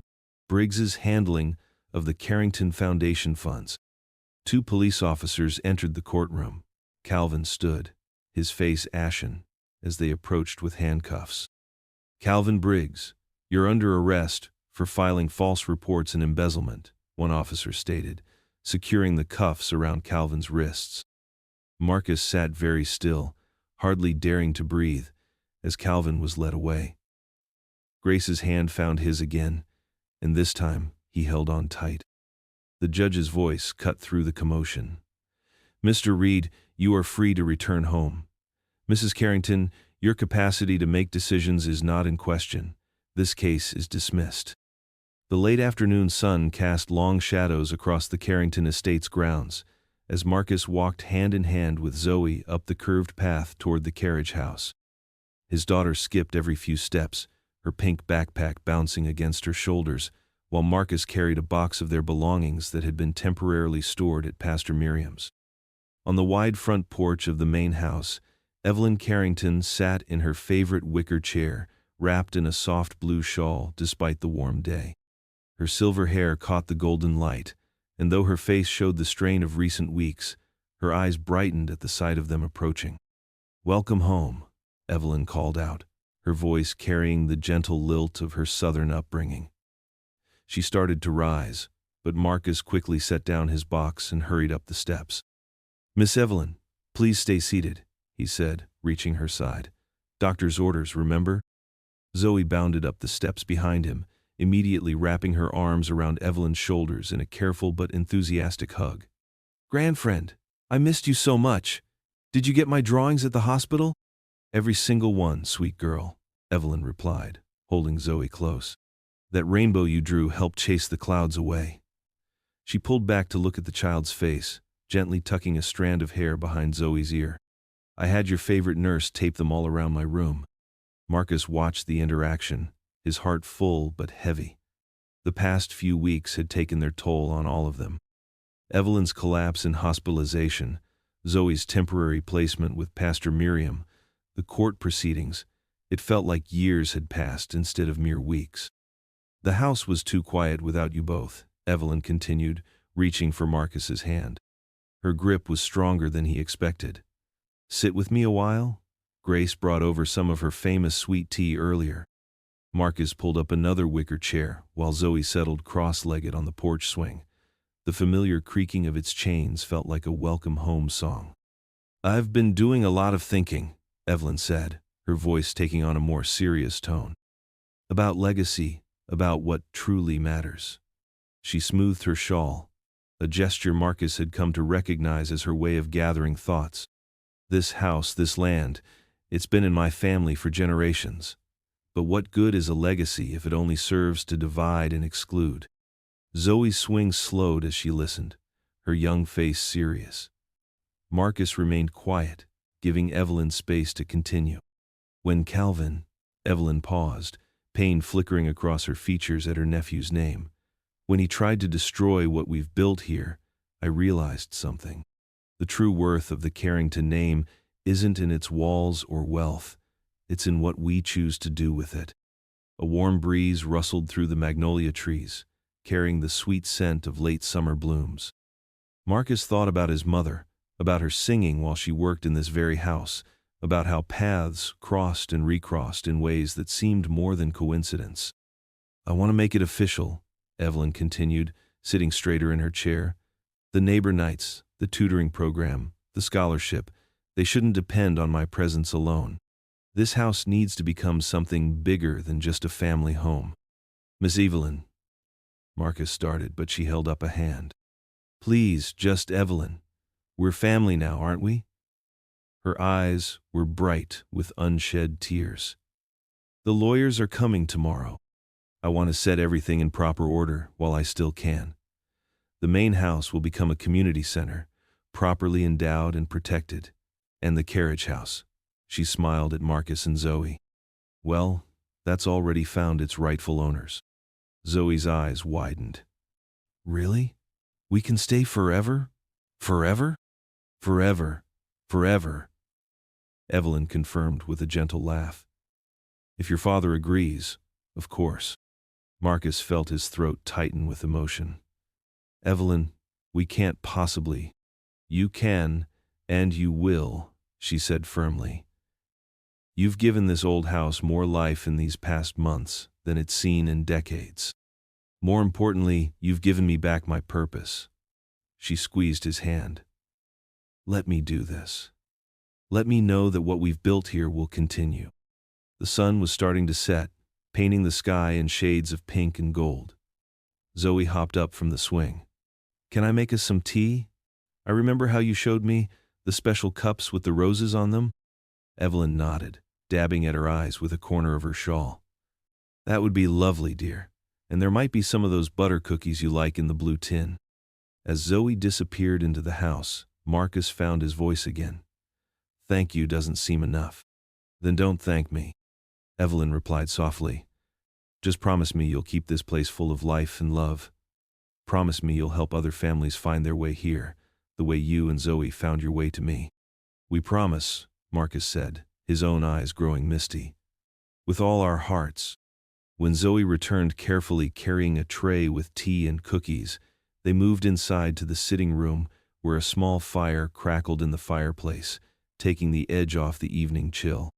The familiar scent of Earl Grey mixed with wood smoke as they settled into their usual spots, Evelyn in her wingback chair, Marcus on the sofa, and Zoe curled up between them. Sunlight streamed through the tall dining room windows, catching dust motes that danced above the polished mahogany table. Valerie Chen, her dark hair pulled back in a neat bun, methodically arranged legal documents across the surface. The blue folders created an orderly pattern against the deep wood grain. Marcus sat quietly beside Evelyn, who remained upright in her chair with the kind of practiced posture that spoke of generations of finishing school training. Despite her recent hospital stay, she appeared alert and determined, her hands folded carefully in her lap. I've prepared everything according to your instructions, Valerie said, her voice carrying the precise tone of a seasoned attorney. We can make any adjustments you'd like before finalizing. From the kitchen came the soft sounds of Zoe humming while she worked on her homework. The familiar melody of Amazing Grace drifted through the air, making Evelyn smile. First, Valerie continued, opening the primary document, we have the conversion of the main house into the Carrington Reed Community Home. This establishes it as a non-profit organization with a governing board. You'll maintain lifetime residence rights, of course. Evelyn nodded, reaching for her reading glasses. And the programming? All specified here. Valerie pointed to a detailed section. Weekly community dinners, after-school tutoring, music education, and senior social activities. The foundation will provide permanent funding through the endowment. Marcus shifted in his chair, his expression humble. Miss Evelyn, you don't have to... Hush now, Evelyn interrupted gently, patting his hand. This house has stood empty and formal for far too long. You and Zoe helped me see what it could become. Valerie pulled out another document, this one with a red tab. Here's the deed transfer for the carriage house, making it the legal property of Marcus and Zoe Reed. She looked up at Marcus. You'll own it outright, free and clear. Marcus's throat tightened. He thought of his mother, Ruth, singing as she polished silver in this very house, of his late wife Lena's thank you letter for Zoe's medical bills, of all the invisible threads that had drawn them here. The Lena Reed Scholarship Fund, Valerie continued, presenting another folder, will be permanently endowed with $2 million from the estate. It will provide full college funding for 5 students annually, with preference given to single-parent families and those demonstrating financial need. Evelyn's eyes glistened. Lena would have helped so many children as a teacher. This way, she still can. From the kitchen came the sound of Zoe's chair scraping back. She appeared in the doorway, holding a fresh drawing. Without ceremony, she walked to the refrigerator and carefully pinned it up alongside several others. Bright splashes of crayon depicting 3 figures. Tall Marcus, small Zoe, and elegant Evelyn, all holding hands in front of a big house. Perfect timing, Zoe, Valerie said warmly. We need a witness for some of these signatures. Would you like to help? Zoe nodded solemnly, approaching the table. She stood between Marcus and Evelyn, one hand resting on each of their shoulders as Valerie explained where everyone needed to sign. Now remember, Evelyn said, picking up the pen, this house isn't just for charity cases, it's for everyone who needs a place to belong. She began signing with careful strokes. Rich or poor, black or white, young or old, everyone has a seat at our table. Marcus watched her signature flow across the pages, each document transforming the old house's purpose. The afternoon light caught the silver in Evelyn's hair, the gold of Zoe's barrettes, the rich brown of the table that would soon host countless community meals. Valerie gathered each signed paper, checking them thoroughly. "I'll file these first thing tomorrow morning." She began organizing everything into her briefcase with practiced efficiency.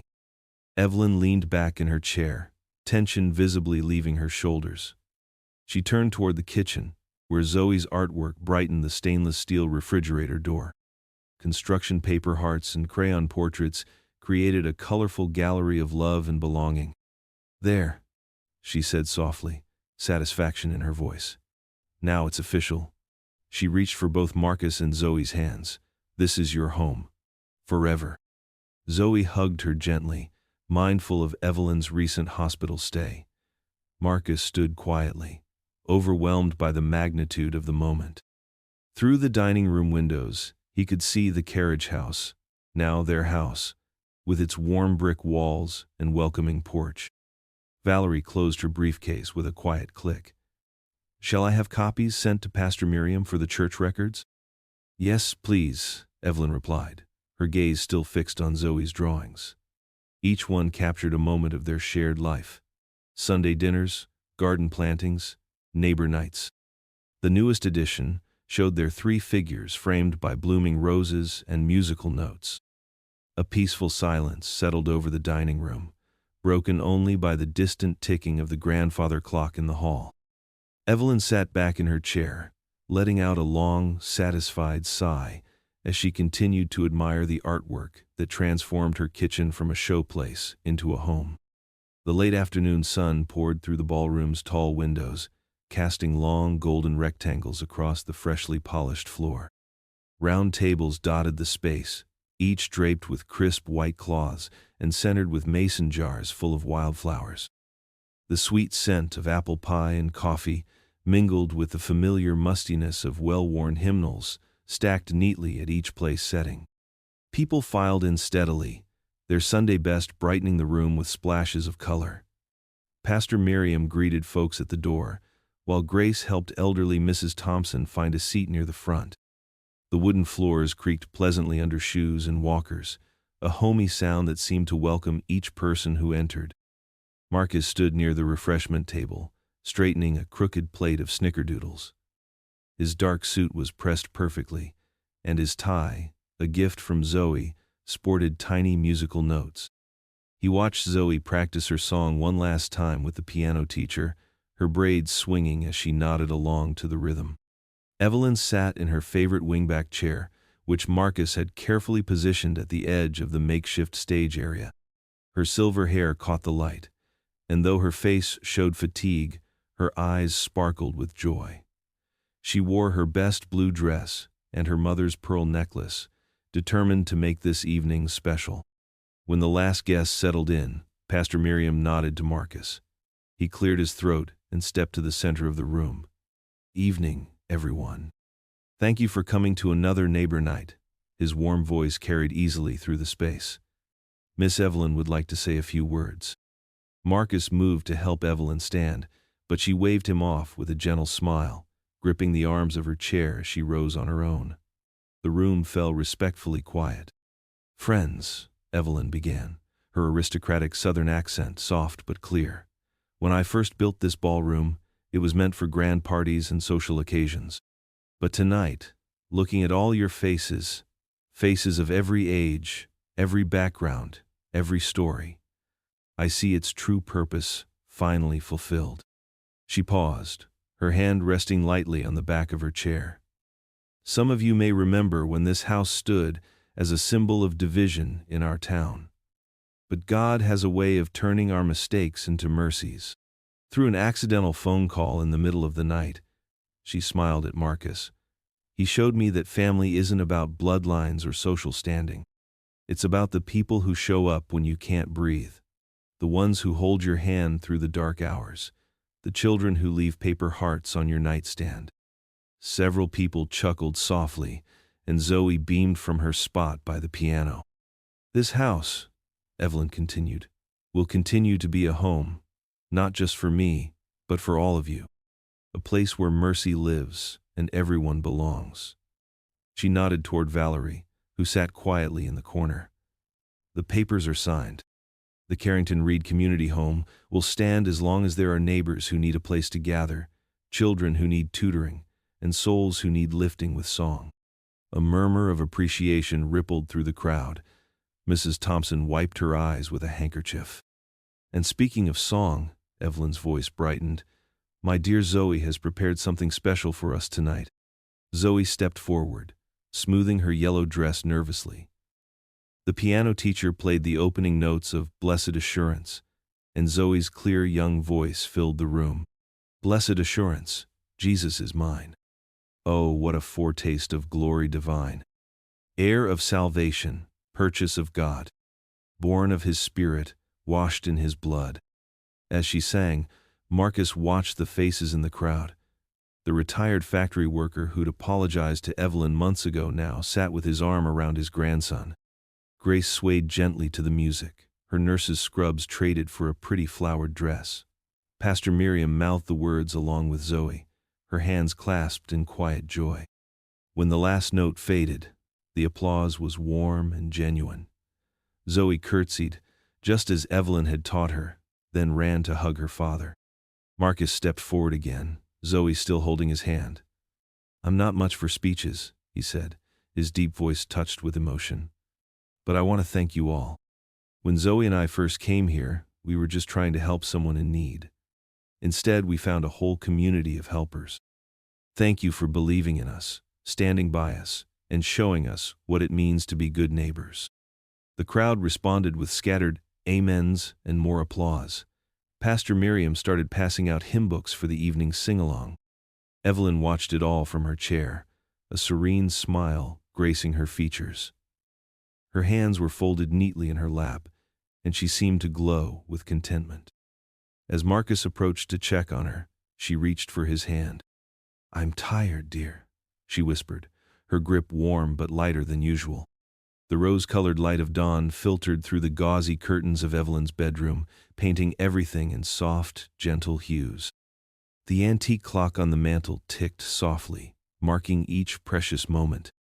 Pastor Miriam sat in the cushioned chair beside the bed, her well-worn Bible open in her lap, while Zoe perched on a small stool nearby, her young face solemn but serene.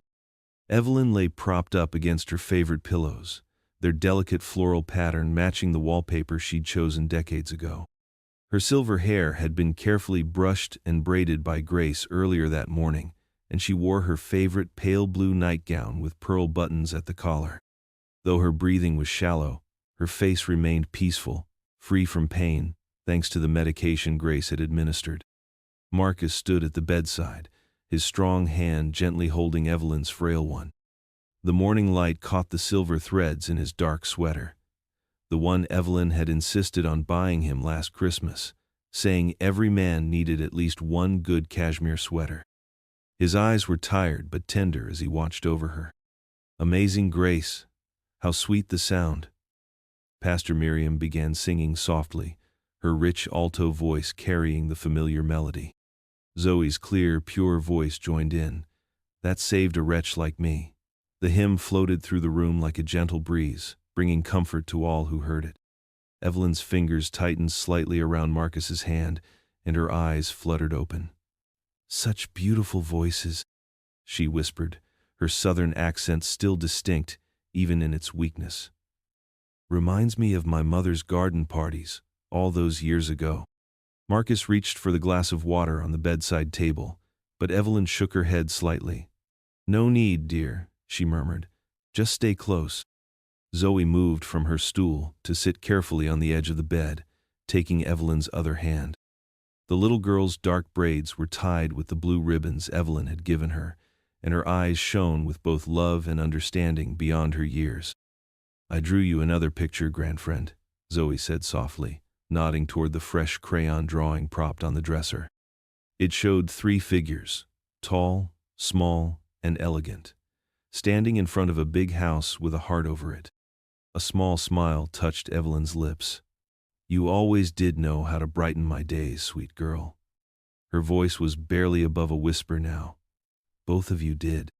Pastor Miriam began another verse. "Through many dangers, toils, and snares."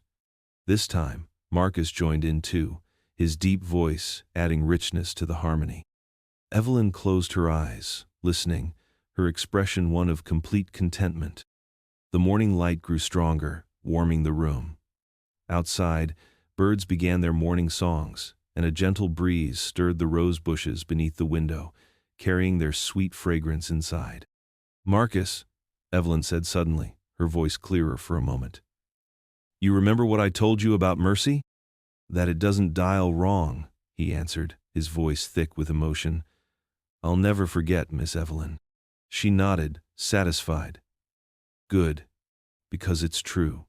God's mercy brought you here, brought us all here."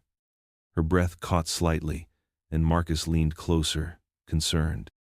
But she continued, "And now I get to see Lena and Ruth, and tell them what fine people they left behind."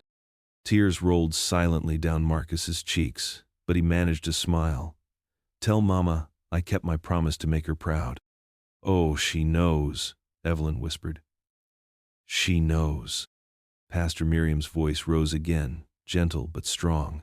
"When we've been there 10,000 years, Zoe joined in, her small hand squeezing Evelyn's carefully, bright shining as the sun. Evelyn's breathing grew softer, more peaceful. Her eyes opened one last time, taking in the faces around her. Marcus, steady and strong. Zoe, innocent and loving. Pastor Miriam, faithful and wise. "Thank you," she breathed, "for showing me what family really means." Her hand relaxed in Marcus's grip as the hymn continued. The morning light caught the crystal drops of tears falling from 3 pairs of eyes, transforming them into something like baptismal waters, sacred, cleansing, full of both grief and grace. Marcus bent down and kissed Evelyn's forehead softly. "Rest easy now," he whispered. "We'll keep your legacy alive, I promise." Pastor Miriam closed her Bible and reached over to check Evelyn's pulse. After a moment, she nodded gently. "She's with the Lord now." Zoe leaned forward and placed her latest paper heart on Evelyn's pillow, just like she had done that very first morning. "Goodbye, grand friend," she whispered. Marcus carefully laid Evelyn's hand across her chest, then straightened her covers with tender care. The room fell silent, except for the ticking clock and the birdsong outside. He looked at the morning sun streaming through the windows, at the roses nodding in the breeze, at the familiar furniture and photos that told the story of a life well lived. With a deep breath, Marcus turned toward the door. He needed a moment alone, needed to feel the morning air and process the profound mixture of loss and gratitude that filled his heart. He stepped out onto the porch, where the world was awash in early light, and the smell of roses hung sweet in the air. Grief sat heavy in his chest, but alongside it was an unmistakable peace, the kind that comes from knowing that some endings, while sad, are also right and beautiful in their own way. A gentle breeze rustled through the oak trees, lining the circular drive of the Carrington estate. The late afternoon sun cast long shadows across the manicured lawn, where nearly 200 people gathered, their voices a quiet murmur of anticipation. Folding chairs formed neat rows on the grass, while others stood along the edges, fanning themselves with paper programs. Marcus stood at the base of the mansion's front steps, adjusting his tie, the deep blue one Evelyn had given him, saying it brought out the kindness in his eyes. Zoe sat in the front row wearing a yellow sundress, her feet swinging slightly as she watched her father with pride. Next to her, Grace reached over to smooth a wrinkle from the dress's collar, her engagement ring catching the sunlight. Pastor Miriam approached the simple podium that had been set up beside the covered plaque. Her gray hair was swept back in a neat bun, and she wore her Sunday best, a purple dress suit that Evelyn had always complimented. She tapped the microphone twice, bringing the crowd to attention. "Friends and neighbors," she began, her voice warm and clear, "we gather today to celebrate not just a building, but a vision of community that began with one wrong number and grew into something extraordinary." The crowd nodded, many dabbing at their eyes. In the month since Evelyn's passing, stories of her final year, the year of neighbor nights, of barriers broken and bridges built, had spread throughout the town like ripples in a pond. The Carrington Reed Community Home, Pastor Miriam continued, stands as a testament to what happens when we open our hearts to unexpected mercy, when we choose love over fear, connection over division. Valerie Chen, elegant in a charcoal pantsuit, stepped forward next. "As the executor of Mrs. Carrington's estate, I can affirm that every detail of this transition has been carefully planned to ensure this place remains a center of community life for generations to come. The endowment will support weekly neighbor nights, tutoring programs, and the Lena Reed Scholarship Fund in perpetuity." Marcus rose from his seat, straightening his shoulders as he walked to the podium. His work boots had been replaced by polished dress shoes, but his hands still bore the honest calluses of a man who knew the value of labor. He looked out at the gathered faces, the retired factory worker who'd apologized to Evelyn, the diner's busboy now headed to college on the first Lena Reed scholarship, families who'd found friendship around the neighbor night tables. "A few months ago," he began, his deep voice steady, "I answered a phone call in the middle of the night. Mrs. Evelyn Carrington had dialed the wrong number, thinking she was calling her night nurse." He paused, a small smile touching his lips. "But Evelyn, she taught me something profound in those final months. She'd say, 'Mercy doesn't dial wrong.'" Murmurs of agreement rippled through the crowd. Several people who'd been at that first neighbor night nodded emphatically. "This place," Marcus continued, gesturing to the grand white columns behind him, "was built by wealth, but it's being rebuilt by love. The same walls that once separated people will now bring them together. The same rooms where some could only enter as servants will now welcome everyone as family." He turned slightly, catching Zoe's eye. She beamed at him, clutching the small photo album she'd made of their year with Evelyn. "My daughter Zoe asked me recently what legacy means," Marcus said, his voice softening. "I told her it's the story we leave behind, the way our choices echo forward." Evelyn Carrington chose to answer fear with welcome, loneliness with community, and division with unity. That's the legacy we're here to continue. Pastor Miriam and Valerie joined Marcus at the veiled plaque. Together, they pulled the covering away. Sunlight caught the polished bronze, making the words gleam. "The Carrington Reed Community Home. Mercy doesn't dial wrong. Established 2024. Where all are welcome, all are family." Someone started humming Amazing Grace, and soon the whole gathering had joined in, voices rising sweet and clear in the afternoon air. Zoe slipped her hand into Marcus's, and Grace stood close on his other side. They watched as people began moving forward to touch the plaque gently, as if receiving a blessing. The diner's busboy, now a proud scholarship recipient, approached Marcus with tears in his eyes. "Mr. Reed, I start college next month because of what happened here, because Mrs. Carrington and you showed us what's possible." An elderly woman who'd been attending neighbor nights regularly touched Marcus's arm. "My Harold worked in the Carrington factory 40 years ago. Never thought I'd see the day this place would truly belong to all of us. It's a miracle, plain and simple." As the crowd mingled and shared memories, Marcus stood back slightly, watching. The late afternoon sun warmed the mansion's white walls, making them glow. The new sign above the door read "Welcome" in large, friendly letters, Zoe's design, painted by volunteers from the community. Through the open front doors, he could see the ballroom set up for that evening's neighbor night. Tables ready for covered dishes, hymn books stacked neatly, children's artwork decorating the walls. The space that had once echoed with emptiness now hummed with possibility. The plaque caught another ray of sunlight, sending a warm gleam across the gathered faces. Black and white, young and old, wealthy and struggling, all standing together on the lawn where Evelyn had first welcomed Marcus and Zoe that fateful night, the wrong number that had dialed exactly right.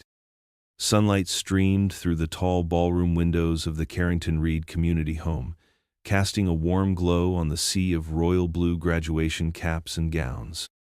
Silver and blue streamers draped elegantly from the crystal chandelier, and white roses, Evelyn's favorite, adorned each table. A banner reading "Congratulations Class of 2024" stretched across the ornate fireplace mantel. Marcus stood near the refreshment table, his heart swelling with pride as he watched Zoe adjust her note cards at the podium. At 17, she had grown into a poised young woman, her dark curls framing her face just like her mother's had. She wore a silver pendant that had belonged to Evelyn, a graduation gift the older woman had set aside years ago, with a note that read, "For my dear grandfriend." Grace squeezed Marcus's hand, her wedding band warm against his palm. "She's got this," she whispered, reading his nervous expression. "Just like her father, steady and strong." The crowd of graduates, parents, and community members settled into their seats as Pastor Miriam stepped forward to introduce the first recipient of the Lena Reed Memorial Scholarship.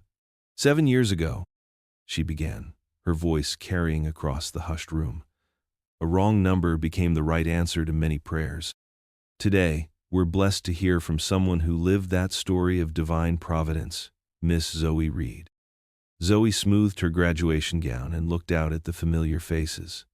The late afternoon light caught the tears in her eyes, but her voice remained clear and confident as she began reading her essay. "Mercy doesn't dial wrong.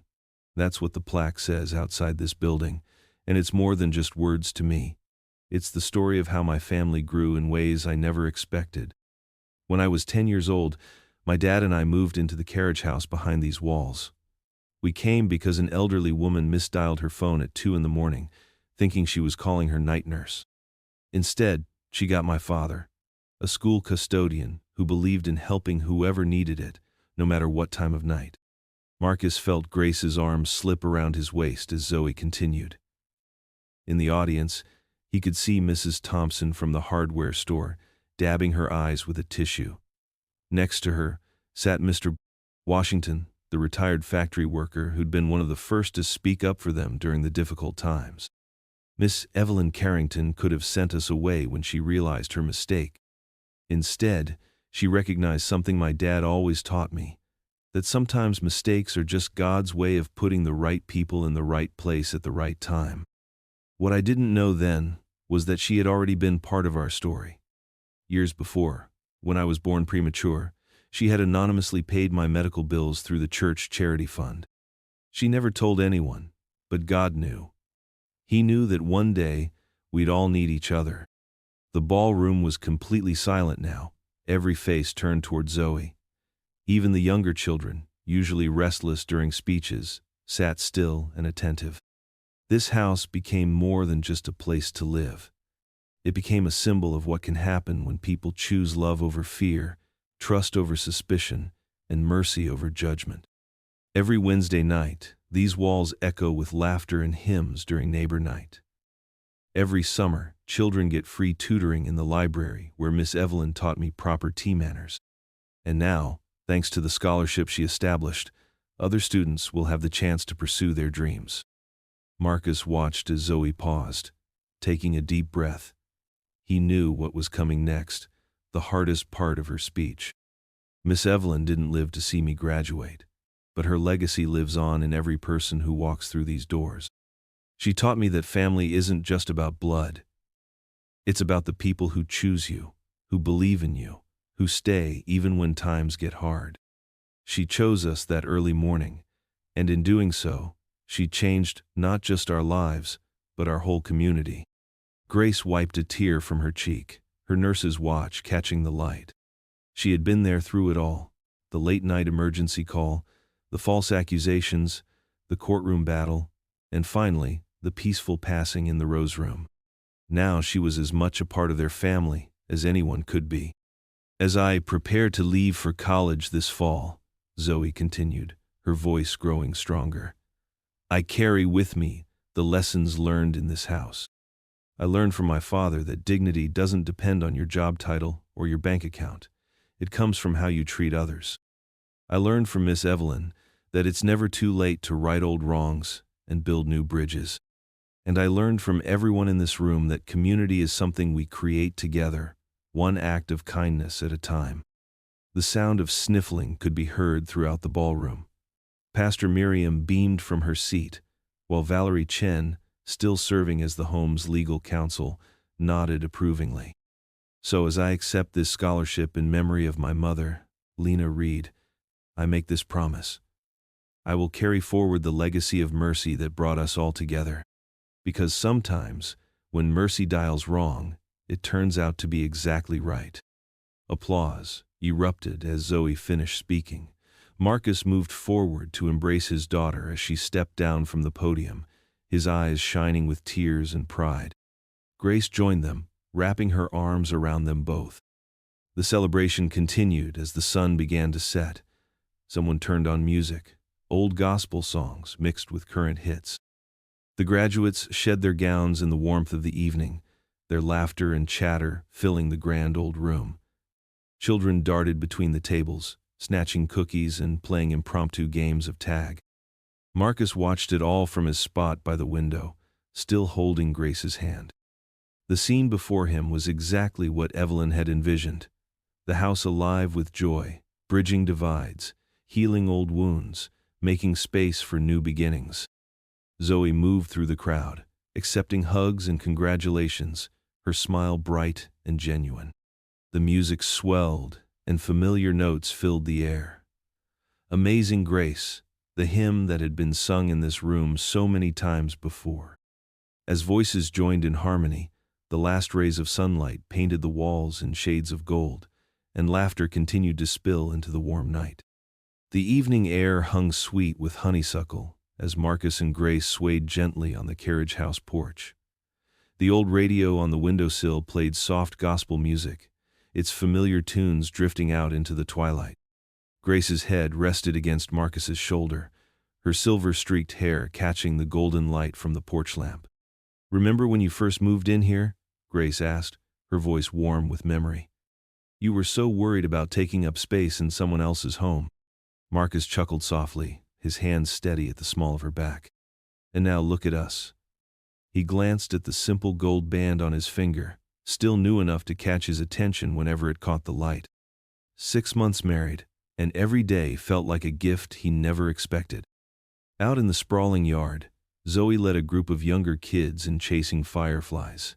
Their laughter echoed across the property as they darted between the rose bushes Evelyn had loved so much. The lights from the main house glowed warmly, every window bright with purpose now. Through the ballroom's tall windows, he could see Pastor Miriam setting up for tomorrow's tutoring session. "Dad," Zoe called out, her face flushed with joy. "Come see, we caught enough fireflies to fill 2 jars." She held up a mason jar that sparkled like a constellation. "Just remember to let them go before bedtime," Marcus reminded her, not breaking the gentle sway of his dance with Grace. The scene before him felt like a painting come to life, one he'd never dared imagine for himself in those dark days after Lena passed. Now, the property hummed with life and purpose. The scholarship program had just sent its first group of students to college. The weekly community suppers drew folks from all corners of town, breaking down barriers that had stood for generations. Grace squeezed his hand as if reading his thoughts. "Evelyn would love seeing all this," she murmured. "She knew," Marcus said softly. "Somehow she knew exactly what this place could become." He looked up at the stars emerging in the purple dusk. The same stars Evelyn used to watch from her window, the same ones that had witnessed that fateful wrong number in the middle of the night. A cool breeze rustled the climbing roses that now covered the carriage house walls. Marcus had planted them himself last spring, carefully training them along the latticework he'd repaired. Everything about this place bore the marks of care and intention, from the fresh paint on the shutters to the well-worn path between the two houses. The kids had moved their firefly hunt closer to the porch now.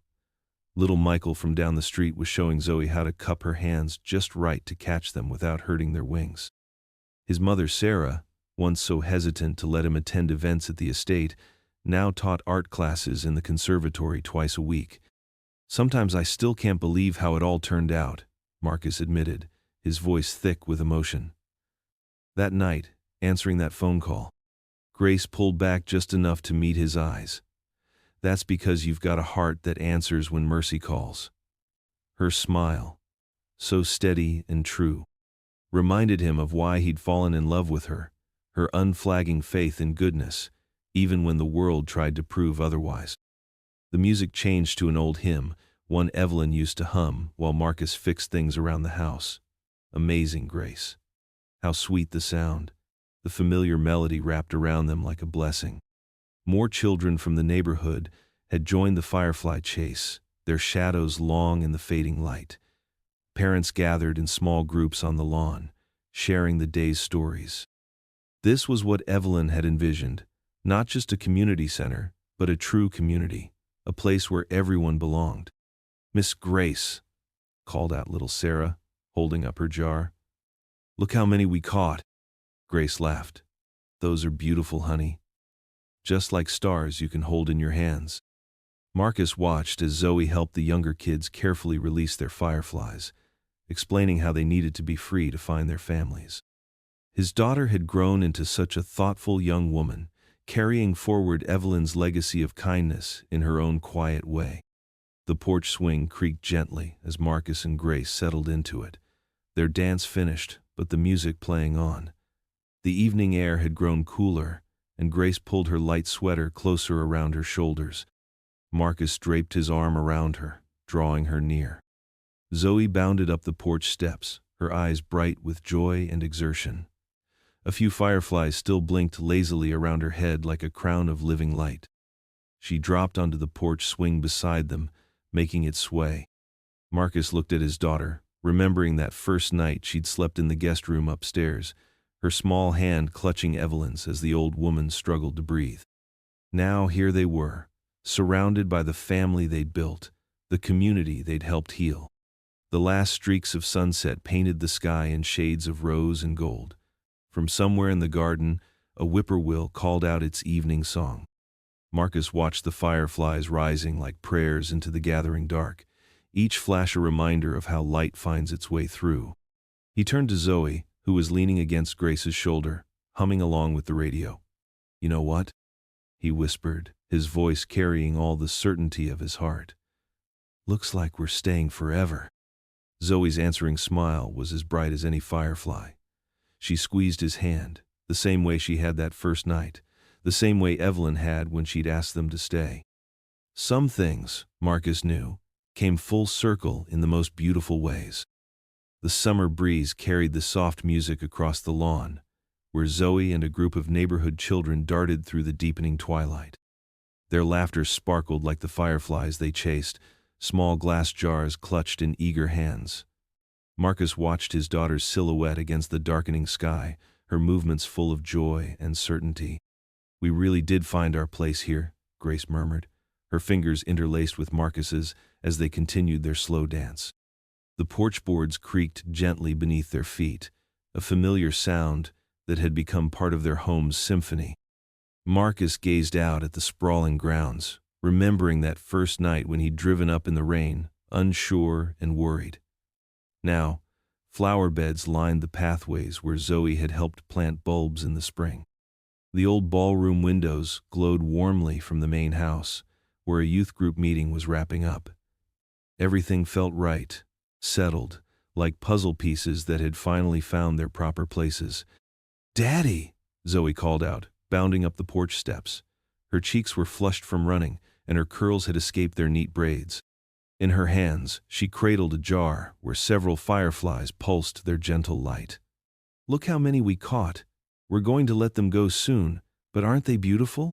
Grace stepped back from their dance, smiling at Zoe's enthusiasm. "They're like tiny stars you can hold in your hands," she said, bending to look closer at the jar. Marcus ran a gentle hand over Zoe's wild hair. "Looks like we're staying forever," he said softly, the words carrying the weight of gratitude and wonder. Zoe looked up at him, her eyes bright in the porch light. Her smile held all the wisdom of a child who had never doubted what the adults were slowly discovering. "We already did," she answered simply. The fireflies in her jar pulsed in rhythm, like tiny heartbeats of light. From the lawn, her friends called out, waving their own glowing jars. The sweet notes of the gospel song drifted around them, mixing with cricket song and distant children's laughter. Marcus watched as Zoe carefully opened her jar, letting the fireflies drift free like ascending prayers. They joined their fellows in the velvet darkness, writing their light language across the evening. The moment felt holy somehow, full of the simple magic of belonging. Other parents began calling their children home, their voices carrying across the cooling air. Car doors thumped shut, engines hummed to life, headlights swept across the property as families departed. Through it all, the porch light remained steady, casting its warm glow over the three of them, Marcus, Grace, and Zoe, standing together in its circle of light. The radio song faded into quiet static, but none of them moved to change it. The silence felt right, like a gentle punctuation mark at the end of a perfect sentence. Above them, stars began to appear, twinkling in harmony with the last remaining fireflies. A cool breath of night air stirred the porch swing's chains, making them chime softly. The sound of crickets swelled to fill the quiet, nature's own lullaby. The porch light held steady, warm against the gathering dark, a beacon of home and certainty. Below, the garden Zoe had planted with Evelyn's guidance was beginning to flourish, the flowers closing their petals for the night. The memory of the older woman felt close in moments like these, her presence woven into the fabric of their lives, like a golden thread. The distant thrum of cars on the main road had faded away, leaving them in their own peaceful bubble of existence. Grace's hand found Marcus's again, a gesture as natural as breathing. Zoe leaned against the porch railing, her empty jar forgotten as she watched the dance of the fireflies she'd released. The porch light continued its steady vigil, throwing warm shadows across their faces, holding them in its gentle embrace. It turned Grace's silver-streaked hair to platinum, caught the contentment in Marcus's eyes, and painted Zoe's profile in soft gold as she gazed out into the night. This was home, not just the building behind them or the ground beneath their feet, but this moment, this feeling, this certainty. The porch light glowed steadily, a constant star in their own private constellation, warm against the velvet dark of the summer night. What would you do if you were in their place? Comment your answer below, and let's see how you'd rewrite the ending. If you thought this was just the beginning, you're right. Click through and see where the story takes you next. If you enjoyed the story of Marcus Reed, I handpicked the next story that you will enjoy. Please don't miss this one. Click here to watch it.